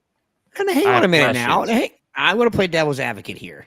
See, don't you? See? So, first off, it was a gift offering. They didn't think it was an actual, like a real horse or anything like that. It was a gift offering. I'm not saying, but who delivers a giant horse in the middle of a battle? Who has access? It doesn't matter because it was a gift. It was a gift to Athena, and it would have been disrespectful to not accept it. It was a ruse. And second off, they did not hit them with arrows because they were all sleeping. This war had been going on 10 years. They slept at night. It wasn't like it was going 24 hours a day every day. They slept at night, so they crept in at night when the people were sleeping. So you don't think any of those Trojans thought to check the undercarriage of that horse to see if anybody was in there? It was superb craftsmanship, not a slit to be found.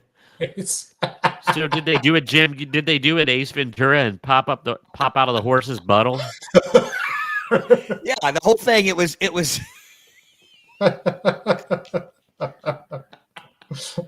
Or was it like a C-section horse where it dropped out of the C-section? Well, how did they get out? Did it yak it out? Did it come out of the horse's mouth? Did they go out its buttle, or did they have to C-section it?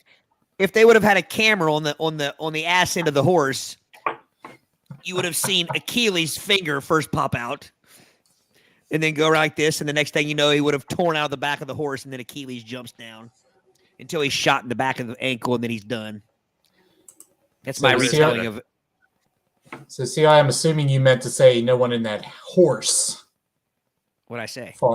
No, Celia said no, you're telling me no one in that house farted or burped. No. Well, you couldn't hear it. The wood was pretty thick.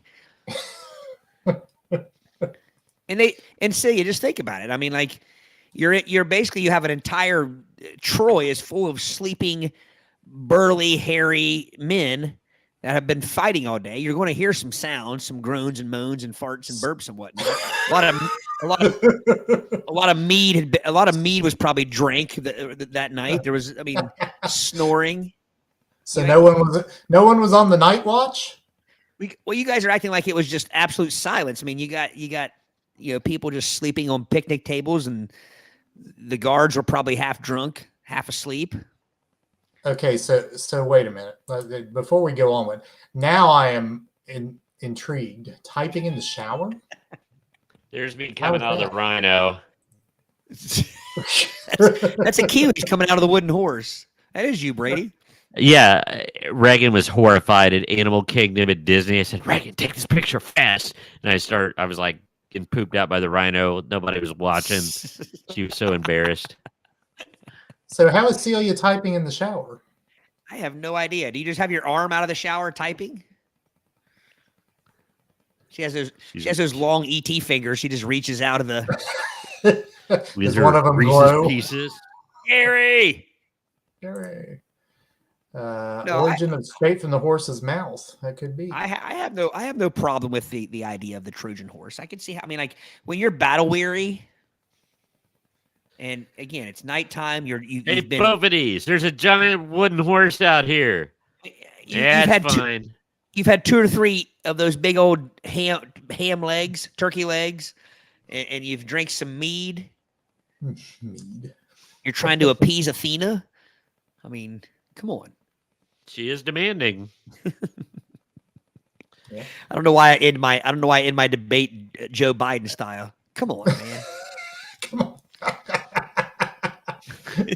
Come on, man. It's Athena. It's the wooden horse. Come on, man. That Bophades joke never gets old, man. I could read that and still crack up. Am I allowed to tell the story? Yes. Okay. It's TV-14. Yeah, so this is a history story about the siege at Sparta when Achilles and the Greeks and the Spartans were battling, and we know how that went with Achilles, where the story is the gods like dangled him by his ankle into the magic blessed him, and where their fingers was touching the water, so his only weakness was his heel, and he was possibly a fictional character, but the general Bophades, he was actually there, and like he was a real person, and nobody talks about his heroism, where he leaped over this ditch, this trench, with his sword held high, and then there was a man that had a lance and impaled him right in the nether regions, and he bled out right there on the battlefield. And everybody talks about Achilles' heel, but they never talk about Bophades' nuts.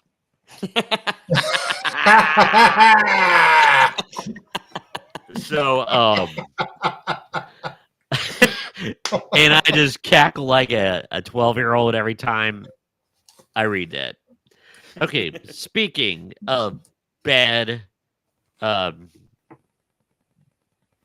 results. Decisions. Yeah. Yes. So bad decisions. So there in Colorado in 1846, a group of 90 pioneers and 20 wagons followed the brothers Jacob and George Donor through a cut in the Utah mountains, the Colorado mountains for the gold rush. As you've heard of the Donor Party, or sometimes called the Donner Party. Yes. I've heard it said both ways. I was corrected once.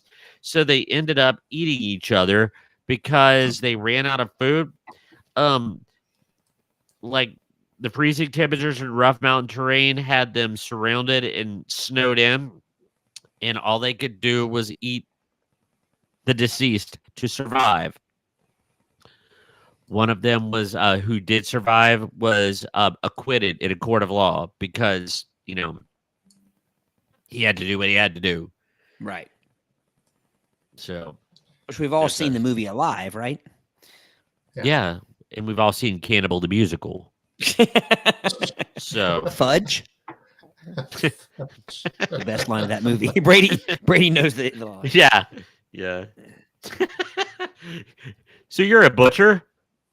Butch. I've never So heard Charlie- it used as a verb. Charlie says you're a beacher. Yes. All right. So the number one on this list, and this is very thought-provoking, prohibition. In the 1920s, of course, the 18th Amendment that made distilled spirits and beer and wine illegal, like they were Mead? cocaine or heroin, Cocaine. and which led to all kinds of problems. Actually, I So- wonder if cocaine was legal during Prohibition. I don't think it was. Have you ever seen those like old timey like catalog samples where it was like a cough syrup for babies that it said morphine and cocaine Well, but and alcohol? it was in Coca-Cola not too long before that. Yeah, well, from the coca leaf, like when you go to South America, like the Peru and Ecuador, you can get coca leaf gum to help with altitude sickness and have it help you if you bring it back accidentally, because it really does cure altitude sickness when you're in the mountains. But at the airports, they'll say, like, please dispose of all coca gum, So anyway, that was kind of a interesting rabbit hole to go down. So, any other Todd, good God. I just saw the Shrek thing, man. Oh, long story. Okay, Literally. crap. Okay, I've got another list. It's related to the same thing, 22 of the worst decisions in human history. Some of them we have discussed before, like New Coke. The person that cleared New Coke. And what especially didn't age well is the fact that it was Bill Cosby was the pitchman. Yeah. So I saw something the other day. I think I shared with you guys a while back. There's a Facebook group. I can't remember the name of it, but it always has like these really cool 80s like throwback pictures and toys and foods and things like that were big in the 80s. And I'd forgotten all about Pepsi Free, Oh, yeah. which was essentially their first caffeine-free Pepsi. A line from the movie Back to the Future. I'd like a Pepsi free. No, you'll pay for it like everyone else. Right. I was going to say it was featured in. So was that the first pop that was caffeine-free? I mean, I drink a lot of caffeine-free pops, but was that the first one? Do you know why it was caffeine free? No. Like legit? That's the way to be? No, actually, no. It's religious reasons. The LDS, the Mormons, they bought a huge share of Pepsi stock, and their beliefs, they don't believe like caffeine, and it's one of their things. So they were trying to make a soda that could be acceptable to the LDS. So Pepsi Free was actually, yeah. Speaking of Mormons, Speaking of Mormons, there is a great series on Netflix called American Primeval. You guys see this or hear of this? no. It's essentially it's gritty. I'll go ahead and warn you. It's I mean it's A gritty drama. It's on the gritty side, but it's set in like 1850s during the Utah War. It's essentially it's Brigham essentially Young story. Yeah, I was going to say it's essentially the fight to kind of gain control between Native American Indians, the U.S. Army, and Brigham Young and the Mormons. Very, very good. Only 6 episodes, which was a bit disappointing. Gritty, but good. But good. I'll have to watch that because that sounds good. And if you are a crap, An LDS member. No, if you are a Sons of Anarchy, Oh yeah, person, the guy that played Brigham Young was what's his name from Sons of Anarchy? Crap. Ron Perlman. No. Jax Teller. No, Canadian guy. Canadian. Walt Goggins. He was not near that. I'm gonna have to look him up. Chibs? Kim Coates. yeah. Tig. Tig. He was Tig. Tig Yeah. off of. Yeah. Yeah. I kept wanting to say Chiz, but Say what? I kept for some reason thinking Chiz. Is Chiz a character in anything? I don't think so. It should be. I'm writing a show and Chiz is the main You're character. thinking of Chibs, Yeah, Chibs. the guy that had the scar. Yeah. Chibs, okay. So I was getting Tig and Chibs, and it somehow I was coming out as Chiz. You melded them I did. like Shiggles. Let's say it said In- Pog. Is that a typo, babe? A typo. Then she Yeah, said it was a Tig. typo. Yes. Tog. Jim, welcome. Says 7-Up is caffeine. I believe a Pepsi Free was a caffeine-free cola. Maybe the first caffeine-free cola. I think the 7-Up? clear pops were caffeine-free. Sodium. Yes. 7-Up. And whatnot. So have you heard the story of 7-Up? Once again, goes back to my 6th grade science class.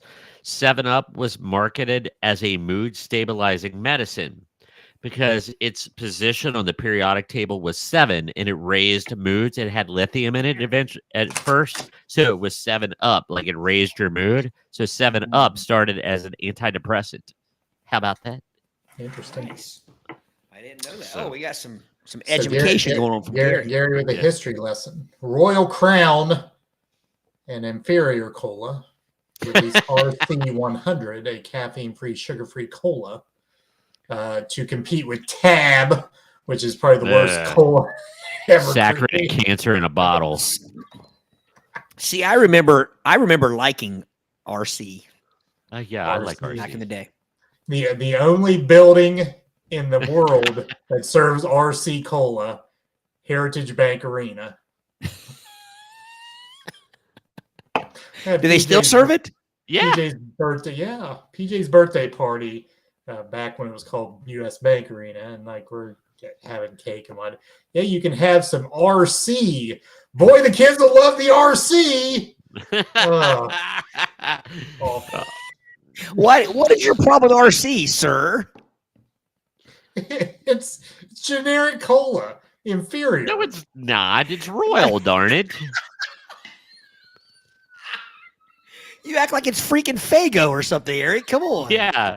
Fago. I like Fago. Don't diss Fago in front of I Becky like- Fiscus.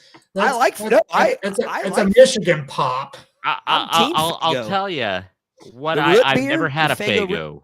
Really? But It'll Miss give you the Harold, burps. my first grade teacher, would drink Fago, and it was called Fago Frosh. And I don't know what Fago Frosh was, but I always wanted to try it What because it was like something forbidden. am I thinking of Booger in Revenge of the Nerds? What the bleeps of Frosh? 2 7s beats a frosh. Oh man. Why do they call you Booger? I don't know. So continuing with Gary's history lesson here, 1982, PepsiCo launched Pepsi Free, later renamed Caffeine Free Pepsi, and a sugar-free variant, Diet Pepsi Free. 1983, Coca-Cola introduced caffeine-free Diet Coke as a diet variant. In 1984, Coca-Cola introduced caffeine-free Coca-Cola in the United States. So Royal Crown. What was the people don't know is first. Gary literally just knew that. He didn't that's straight from Yeah. Gary's head right there, right, Gary? Yes, indeed. That's impressive. like we had RC growing up, and I never Yeah. once deemed it generic. No. I just deemed it not as common.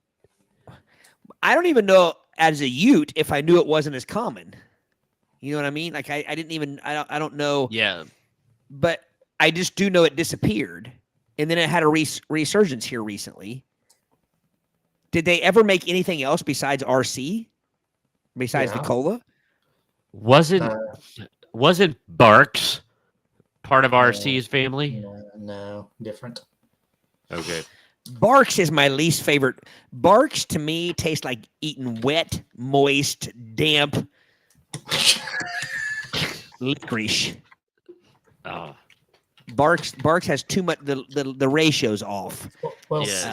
7 it Up has is a part of herbal Royal. aftertaste. Isn't 7 So- Up part of Royal Crown? I believe so. Once 7 Up Somebody- changed their recipe from my Ute, I don't like it as well. Original 7 Up was the bomb. So Did you like? So, I don't remember liking 7 Up as much as Sprite. Yeah. I don't And remember then- liking Slice at all. Oh, Slice. I like Slice. Squirt came and went pretty fast. usually does. And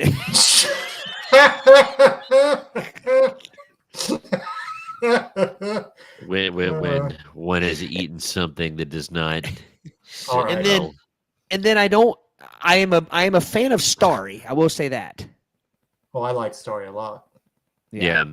Starry is Sorry. actually very good. Starry took the place of Slice, right? Yes, when Story took the place of Slice was way before. Slice was like the 80s. Slice but- was in the 80s because Biggs, they always stopped you to do the taste test because they were Starry took- introducing new flavors.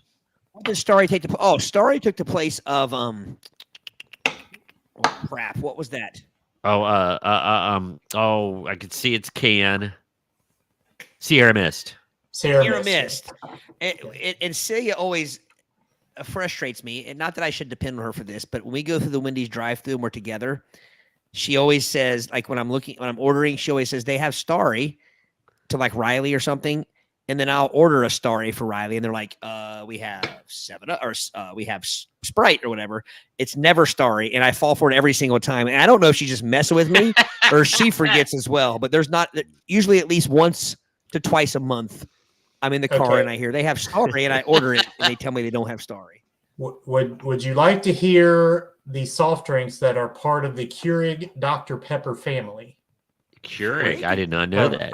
of which RC is a part?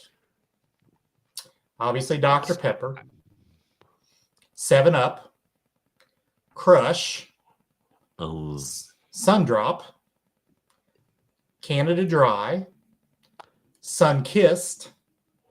so Crush and Squirt. Sunkist are in the same family? Yes.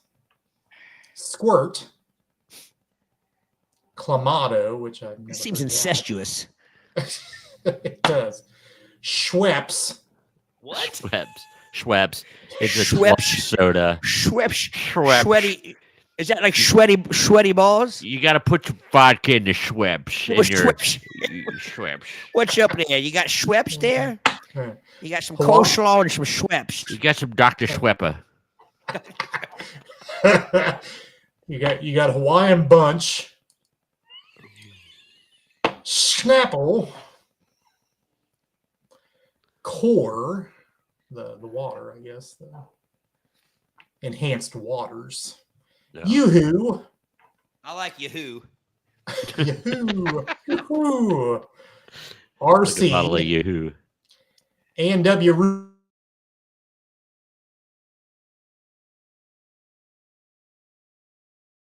Oh, I used to Oh, I love forgot. that. I haven't had that in decades. Yeah, I haven't either. Verner's. Verner's. That's a ginger ale. Yeah. You say clamato? That sounds like a STD.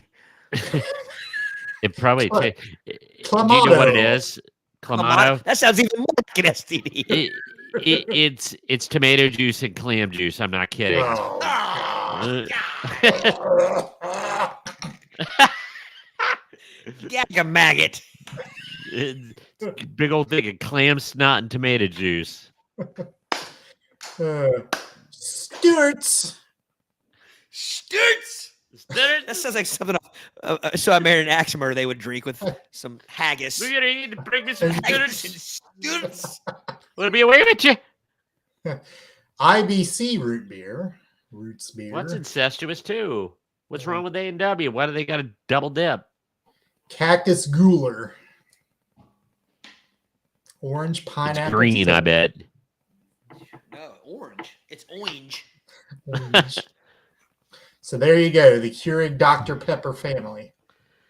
Now, here's the deal. Why did they could drop half of those and nobody would even know? Correct. And you were griping about RC. RC's in the top 8 at least in that family. It's like being in the top 8. I don't know. I don't even know what the. What about hearing this clapping? It's me with the cards. It's me. The gears. Gears. You don't have the gears. Indeed, Celia. Gosh, Clamato. You could not. I'm going to be honest with you. You could not pay me to even pop the tab and sniff that bad boy. Oh, it's like people doing the surströmming challenge. It would taste like a Bloody Mary burp. Bloody Mary burp. I would never have a Bloody Mary. Gosh, I bet that would taste like a fish fart. I'll tell you what it would taste like. It's like somebody went to Biggs. They got a fresh tomato from the vegetable section Biggs tonight. Well, here, hold on. Here it comes. Did they go to Ticketmaster at least while they went to Biggs? What? Did they go to Ticketmaster at least while they went to Biggs? I hope so. But I'll tell you what they did. They took a fresh tomato from the vegetable section and they tossed it in the eel tank in the seafood section. And that tomato they pulled out of the eel tank, squoze it, and it became Clamato. I gotta be honest, man. Like when you're, gag. There you go, Todd. Savannah'd rather eat a poolside soggy sandwich. Exactly. You know, if you got a 6-pack of chlamydia in your basement refrigerator, I think that's time to burn it down and leave.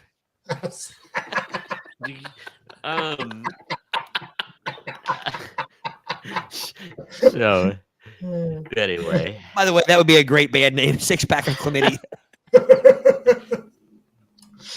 Oh. They'd be doing an Eagles cover called Already Gonorrhea.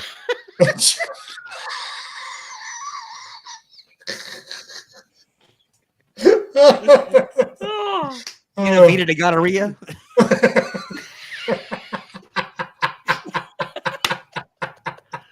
In a Vita de gonorrhea. Oh. So back before we went on this little traipse into, yes, RC is generic cola. No. Hey, if Dave Parker's face was on it, it's not generic. What kind of hoity-toity upbringing did you have, Eric, where you look down on your nose at people for drinking RC cola? Yeah, it's royal. About my colas. He drank Public Cola. We drank Royal Crown Cola. I can see Eric driving down Staten Road, not even looking right and left to see who lives there. He just drives past it. Exactly. Doesn't have time to look and see who lives there. And I drank my pop with my pinky out. Look at him with his Coke. What kind of pop were you drinking? Uppity. Pepsi. Do. Pepsi. Hey, this is like real facts, That was man. gross.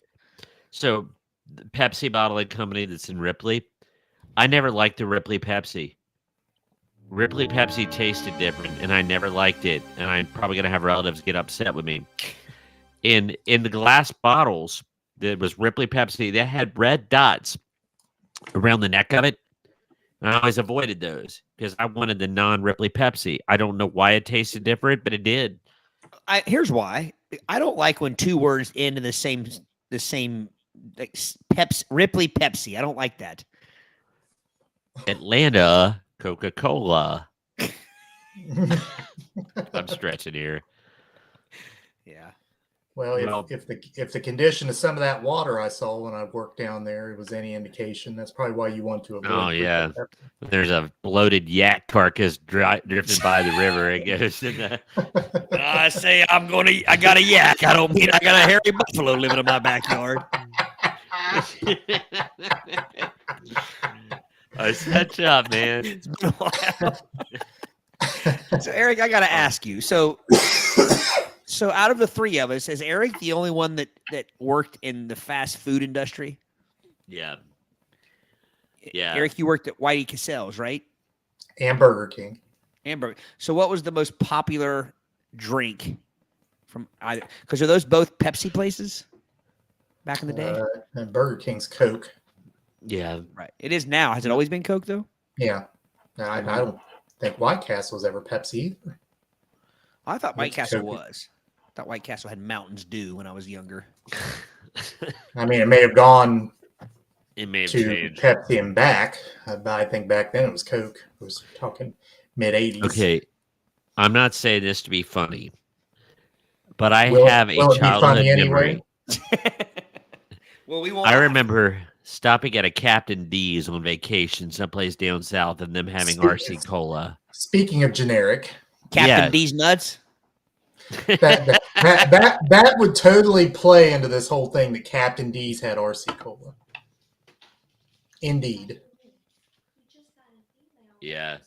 Like when Burger Queen became druthers. I'd rather Burger go- Queen and Burger King had a royal like civil war, and the burger monarchs were fighting, Come here. probably over the love of their burger chef. I'd rather go Hey, to Druthers Riley. We have good Riley, news. say hi. Come here. Come here. Say hi. You act like there's like millions of people watching. There's like 7, Riley. You're okay. Yeah, you're a You stand reporter, on aren't it? stage in Reporter. front of hundreds of people. Right. Yeah. Plus, she just heard me say Captain D's nuts, and so she repeated it. So now, not that she's a senior in high school, so it's not like. So, but here's my thing. Hey, Mark. Mark Holmes in the house. Hello, Mark. Mark's been a little under the weather, so Mark, it's great. It's great to see you in here, man. If you're just joining us, we're talking about nothing. As usual. Except this, Mark. What is your take on RC? Cola. RC Cola. Eric says it's podunk. Generic. I say you have avoided that. That's a good thing, Mark. It's a good thing. I say that RC was not podunk. It belonged. It belonged up in the there royal with the pest. trilogy, in the holy Yes. trinity of cola. Poor Well, man's if it- Dr. Pepper. See, I haven't had it so long I don't remember what it tastes like. Was it more like a Dr. Pepper? Did it have a tang to it? if No, if it belonged, then why haven't you had it in 40 years? I'm going to tell you why. And I have a good. It's probably hasn't been 40 years, but I am not a person that has maintained healthy eating and living for long periods of time. I go back and forth. But the one thing I have stuck with is I don't drink regular pop. I haven't for probably 15 years. And they don't have like a zero sugar or a diet RC. Diet Right. Diet Right. Is Diet Right RC? Diet Right was the diet. Well, they had Diet RC. I think they do. Like you could go to Kroger and get Diet Really? RC. I Yeah. see. I've never. If My I favorite of the wacky packages, those stickers, those parody stickers, instead of Diet Right soda was Die and Rot soda, and that's about accurate. Exactly, because it's generic. No, RC was a cola. Now, Mr. Pibb could be considered a poor man's Dr. Pepper. I mean, he does have a PhD, you know. And then the other one's just a Mister. oh my So- goodness, Savannah, they have RC zero sugar now. Oh my gosh, Savannah. All right, Todd. Go buy some RC Zero Sugar, and you need to drink some on the end. I will. I will. could That go is to a Dollar challenge. General right now. They keep RC in their case. You can get RC Yeah, colas there. Yeah, but they don't have RC sugar free or no sugar. Actually, they had blackberry RC. They were getting Ew. highfalutin. Blackberry RC. Well, but Eric, does my answer appease you? I did not realize they had. Well, if you didn't go searching for it, It's no, I didn't. But I see RC at my local Dollar General here, and I'm always like, I'm gonna grab one, and then I look, and it's like 190 calories, whatever, for a bottle. So I don't get it. Plus, I am more of a vast cola drinker now than I've ever been. Like, I will grab a Diet Pepsi. I'll grab a Pepsi Zero. I'll grab a Coke Zero. I'll grab a Diet Coke. I'll grab a Starry Zero. I'll grab a Sprite Zero. I'll grab a Diet Dr. Pepper, a Diet Root Beer. I don't. Well, there's more variety now than there ever There are, was. and I've adapted to it. I think I don't understand the people that are strictly Pepsi or strictly Coke people. I can drink Pepsi, seriously, but I am truly a Coke guy. And it irritates me that all the school systems have Pepsi machines around here, because I am a Coke guy. I get tired of one and go to the other. Yeah, I do that. There is man, you know what'd be fun is like all the knockoff the store brand versions. Like, see, the Dr. Pepper at Dollar General is called Dr. Topper,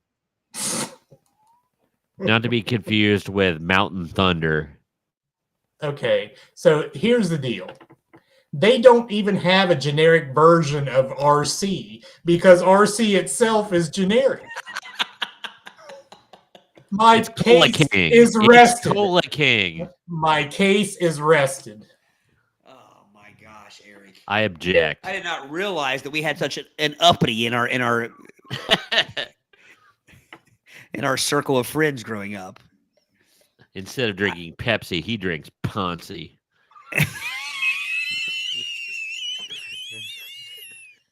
That was the biggest wheeze I've heard from you in a while. It was a bit wheezy. He has Wozen.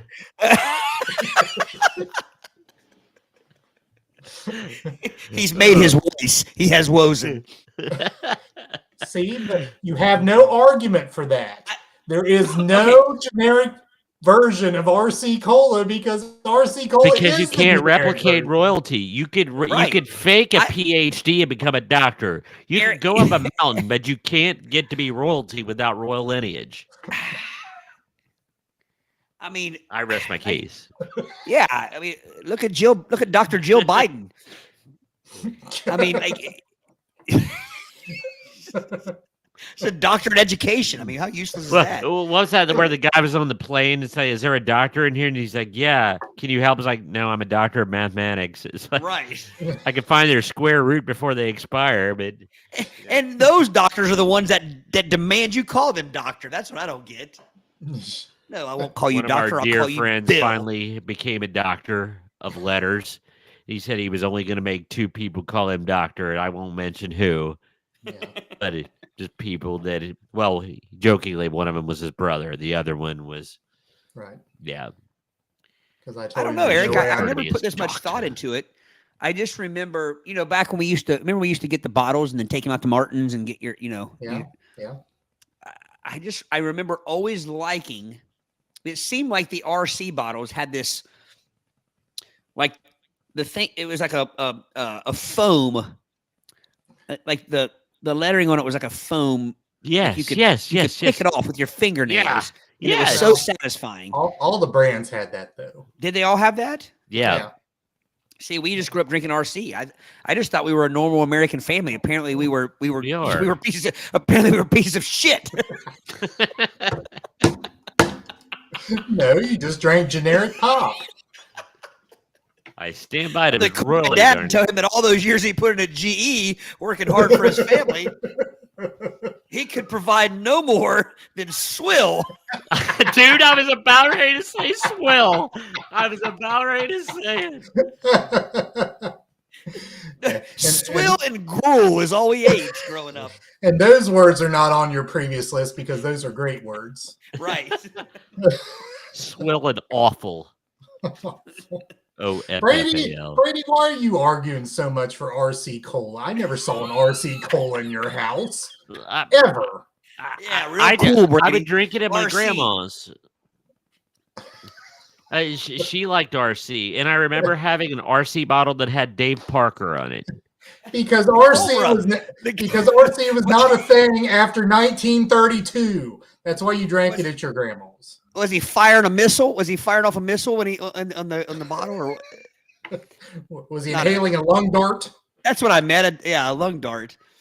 You know, the funny thing is this is one of those episodes where somebody joins us late. They go and they say, "Yeah, I saw these three losers the other night. They talked about RC Cola for 25 minutes, Right? and thought it was funny." I actually my next story a teenager tells about me. Yeah, you're that guy on their TV, and they're arguing about RC Cola.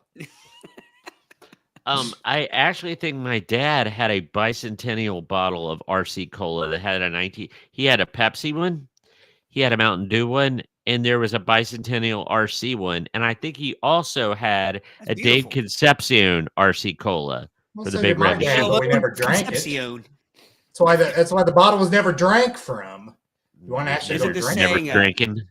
Isn't the saying if it smells like Dave Concepcion, leave it alone? I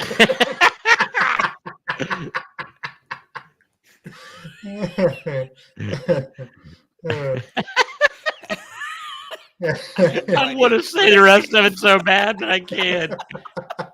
I have no idea where that came from. Yes, Gary, all generic cola has aspired to emulate RC because they're all alike. Come on, Gary. You remember family reunions. There was always some RC Cola there. Celia, I don't think I've ever had an RC. Never mind. They didn't even sell RC in Russellville. That's right. They couldn't afford it in Russellville. It was Royal.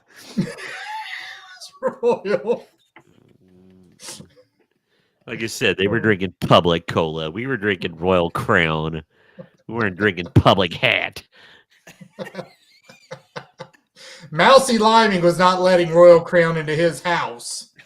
Unless it had Dave Concepcion on it. And was not drunken from. Gary Reedus and Eddie Milner on it. And Junior Kennedy. And Bruce Bereni. And Paul Householder.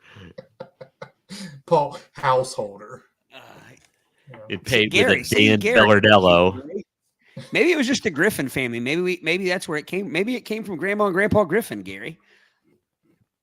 I don't know. All right, gentlemen. Again, from the grandparents. Coke in our house. Yeah.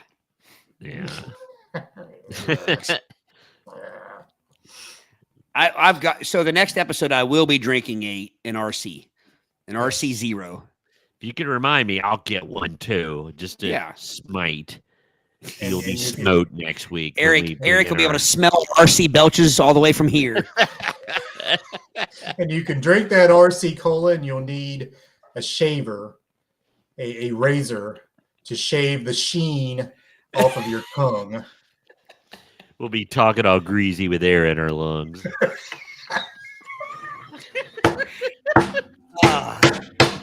Yes. Plot twist is we're going to have Eric try it. He's going to fall in love with it and swap out every one of his colas for RC. He's going to take a sip of RC just to try it with us, and then he's going to see the clouds are going to part.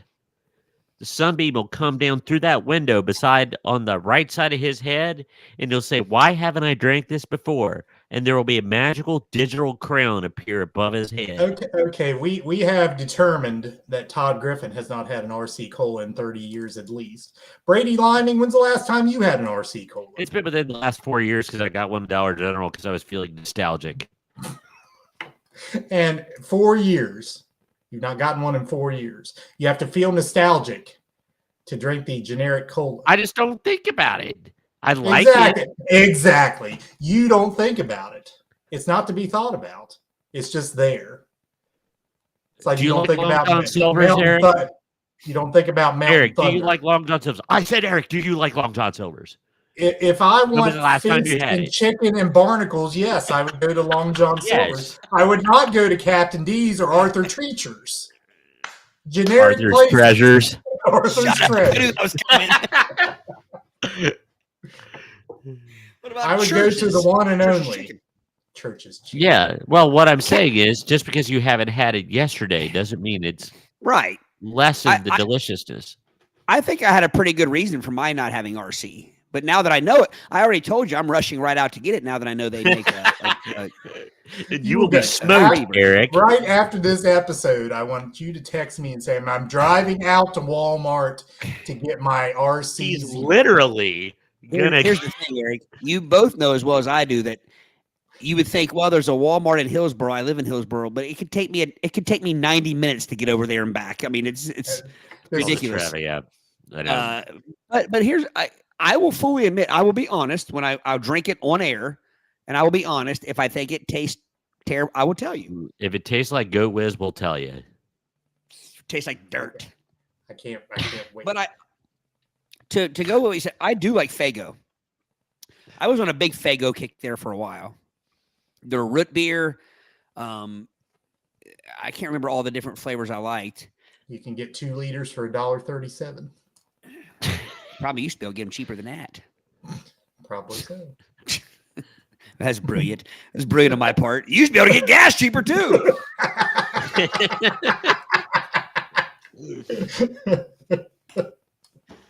Oh, wonderful. That was fun, gentlemen. I think we timed ourselves out of our game. I've laughed so hard, my side's hurting. Another classic. And we'll be waiting for that next episode in your RC0. Oh, yeah. Chilled with a Eric, few here's the only deal. If Brady and I are going to drink RCs, you have to drink a warm chlamydia on air. No! You guys wouldn't drink that. I would drink RC. I would do it. I'm not drinking that stuff. He did mean Clamato. We're just being funny, just in case you just joined us. If you just joined us, I mean Clamato. But I'll be honest, they're close enough. I mean, the names are close enough. I'm sure the cure is the cure is just as far out of reach. Mark Holmes, RC trivia. First introduced in public taste test canned soda and crucially diet soda. Oh, and did Dying Rod. And did none of them well. So I want to point out something to our listeners. Eric didn't read that entire thing because he's anti RC. He's blinded by his hatred of the monarchy. They were the first. Sorry. Well, but our listeners can't see that. They were the first to introduce in public taste test canned soda and crucially diet soda. Now that surprised me, Mark, because my whole excuse for not having it in 25 years is that I didn't know they had a diet version of it. You're telling me that they were one of the first to do it? Diet rot. Now, I will tell you, Tab, I'm right with you. That stuff is nasty. Oh, it tastes like cancer.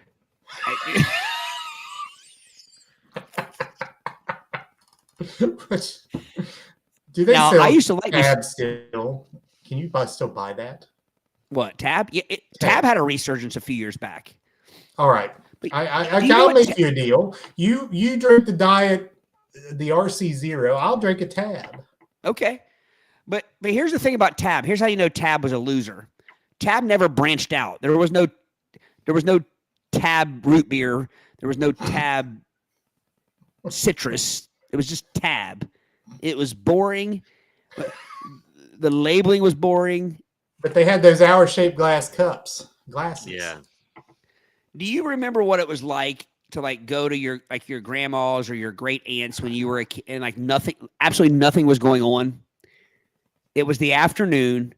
Days of Our Lives was on. It was rainy outside. There were no toys there. Correct. That's what Tab was like. It was like drinking boring. TV and you had to drink Tab and like it. Right. It was drinking boring. It was boring in a can. And it had a terrible aftertaste. Oh, yeah. Awful. I wonder if it still has saccharin in it. If you can buy it today. I don't know, but I think it was heavy on the sack part.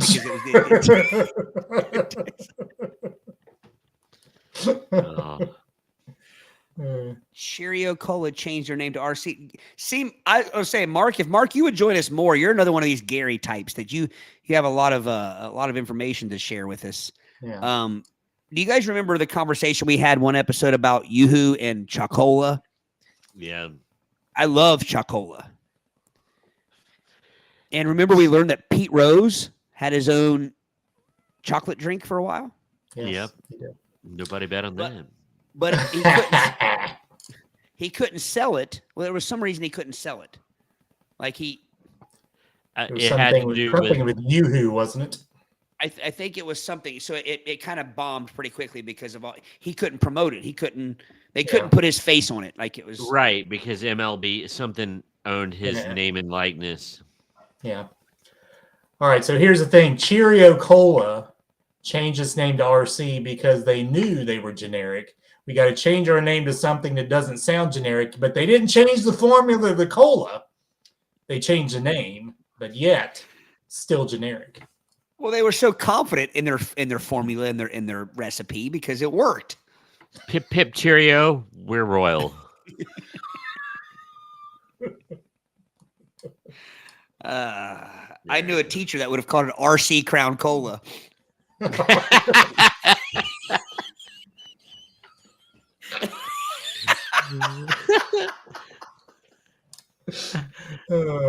Oh, Redundancy all around. Yeah, right along with some TP paper, some RJ juice, or OJ juice, OJ juice. and some PT time.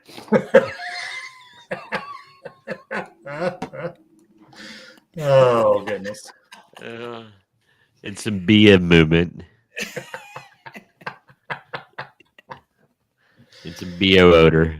Oh, goodness. Oh, Nelly. I'm gonna text you guys one. Oh, I'm gonna text you guys one. Let's see if we don't look yet. I'm gonna text you. I know. Don't look. I'm gonna text I'm you. not looking. I'm sending it. I'm sending it blind.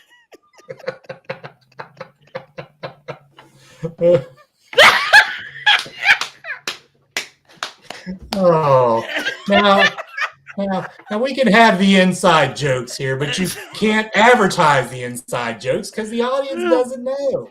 For $10.99 a month. If they use their imagination, they'll probably figure it out. Oh. We better cut Isn't this it off. scary? Yeah. Oh man. Right there, folks, is why we did this podcast, and why we've watered We it don't even down need an and audience. made it TV 14 for you guys. Oh. Oh, Oh my gosh, it's a good thing we're educators because right. if we weren't, all bets would be off. We would have already been disowned by our families. Yeah. Indeed. All right. Well, that was episode 186. Find us on these platforms over yonder. Right, YouTube, Spotify, Apple, Twitch, iHeart. Oh, iHeart. Like Disappointed, iHeart. Yes. Like and subscribe on Rumble, YouTube. You know, Like we haven't and had in a long follow. time. What? A voicemail. Yeah. What's that? Ask for more. Yes. You have a link at your audio podcast provider. You can leave us a voice message. We always enjoy those, even though we hadn't gotten one in a year and a half or more. So will we get nominated for the iHeartRadio Podcast Awards, or will we get a voice message first? Well, what will happen first? We will go up to the microphone, and instead of handing us champagne, they'll hand us RC Cola. Nice. Doubtful. So we're sneaking up on 200, aren't we? Yeah, we're getting there close. 14 200. away. 14 away. We have 14 episodes to plan something special. Maybe Yep. by the beginning of the year, maybe. Oh, surely before that. We'll see. 14 weeks. where- I mean, See where it falls. we've done 2 in a row. 2 weeks in a row, fellas. What's this nonsense? Yeah. Right. And then we're just as slap happy as if we did once a month. Yeah. It's funny. A real quick story. So one of the Dad Brigade guys that I work with at not Mark. Mark is part of the Dad Brigade. But it was a couple weeks back, and he was talking about podcasts, and he said he hated podcasts, and he caught himself. He looked at me. He's like, "I know you have a podcast." He's like, "I'm sorry," and I'm like, "No Whoops. offense. I was not a podcast guy, and I still don't listen to a lot of podcasts. I do. But I know Brady's a big podcast listener, but if you aren't a podcast person, we're not offended. No, but we like to think we're not really a podcast. We're just kind of a hoot nanny. We are we're a hoot nanny, and if you don't like a hoot nanny, then I don't know what to tell you. Who doesn't like a hoot nanny? Right, but we put the nanny in hoot nanny. I was like, do we put the hoot nanny or the nanny in the hoot? But it was funny because we have some very, very good friends who don't listen because they're not podcast people, and we're not offended. I mean, like it's not a good luck but trying one of to the explain reasons, it to them. Right. One of the reasons I think we changed our protocol and started including like the Facebook Live and everybody's because we find that much more fun and much more interesting than just three of us talking. I mean, more sastified. Right. We could have just kept doing our three of us in a bedroom talking and recording it and sending it out, but we wanted to include everybody else. So clarify that, Todd. Yeah, right. I didn't say a bed, gentlemen. I said a bedroom. There's bunk beds in there. A boudoir. That's really what it sounded like. Yeah. Well, they know what I meant. At least I drink it's RC. not For goodness obvious. sakes. They know the real me. But Savannah and the historian and the historian's better half and everybody that chimes in every week, all the Johns and the Jims and the Garys and thanks for joining us tonight, Mark. But again, Kennys. right, everybody. So that's why we changed it over to this because we're not traditional podcast people either. So without you guys, we're our nonsense is kind of useless. So maybe we could turn Mark into a one podcast guy. right. Well, Mark isn't the one. I will say that Mark isn't the Dad Brigade guy that said he didn't like podcast. It was another guy. So, and again, no offense taken. I mean, I put it to him like this. I play in a band, and there's nothing I like more than seeing a huge crowd. Whether it's 50 people in a small club or 20,000 people at a Bengals game, I like crowds. I like it look crowded. I myself hate crowds, so I don't blame anyone who doesn't want to be a part of that crowd because I don't like crowds. You don't want to be milling around in the crowd. You want to be above the crowd, and not even above them. I just don't want to be in the crowd because I have some. Up again it, but none in it. Yes. So I get it. I don't think podcasts are traditional, like our age group, like my age group up to your age group. I don't think the podcasts are necessarily. I don't think we're their demographic. Not generally. Yeah, so I take no offense to it, but I will say this: if you're not a podcast person, check us out because we're not a regular podcast. Indeed. All right, with that, we'll conclude the episode. Again, find us on these places above us, and stay tuned. Well, you got something to say again? I just realized it didn't make much sense to tell people who are listening now that if you're not a podcast listener, listen to us because they.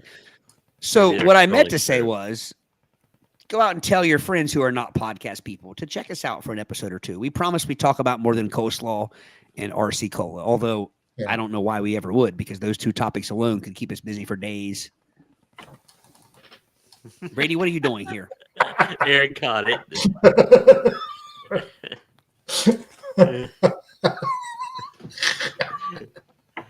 Speaking of being 12 years old. Here's the funny thing about that is on my screen, Brady has been in slow motion for like the last 15 minutes. So all I see is this.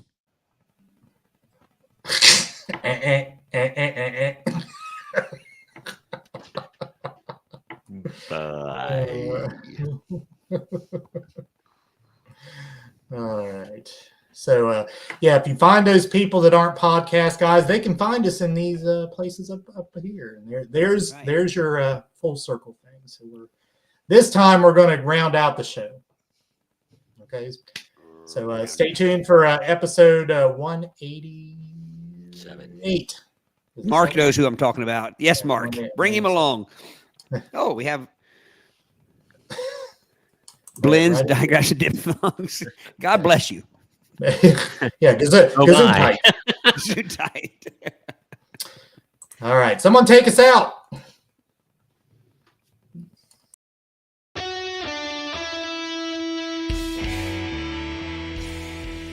Thanks for listening to the Play It By Ear podcast. You can follow us on Facebook, Twitter at Play It By Ear Pod 2, and our website at anchor.fm/Play It By Ear podcast. Thanks again, and join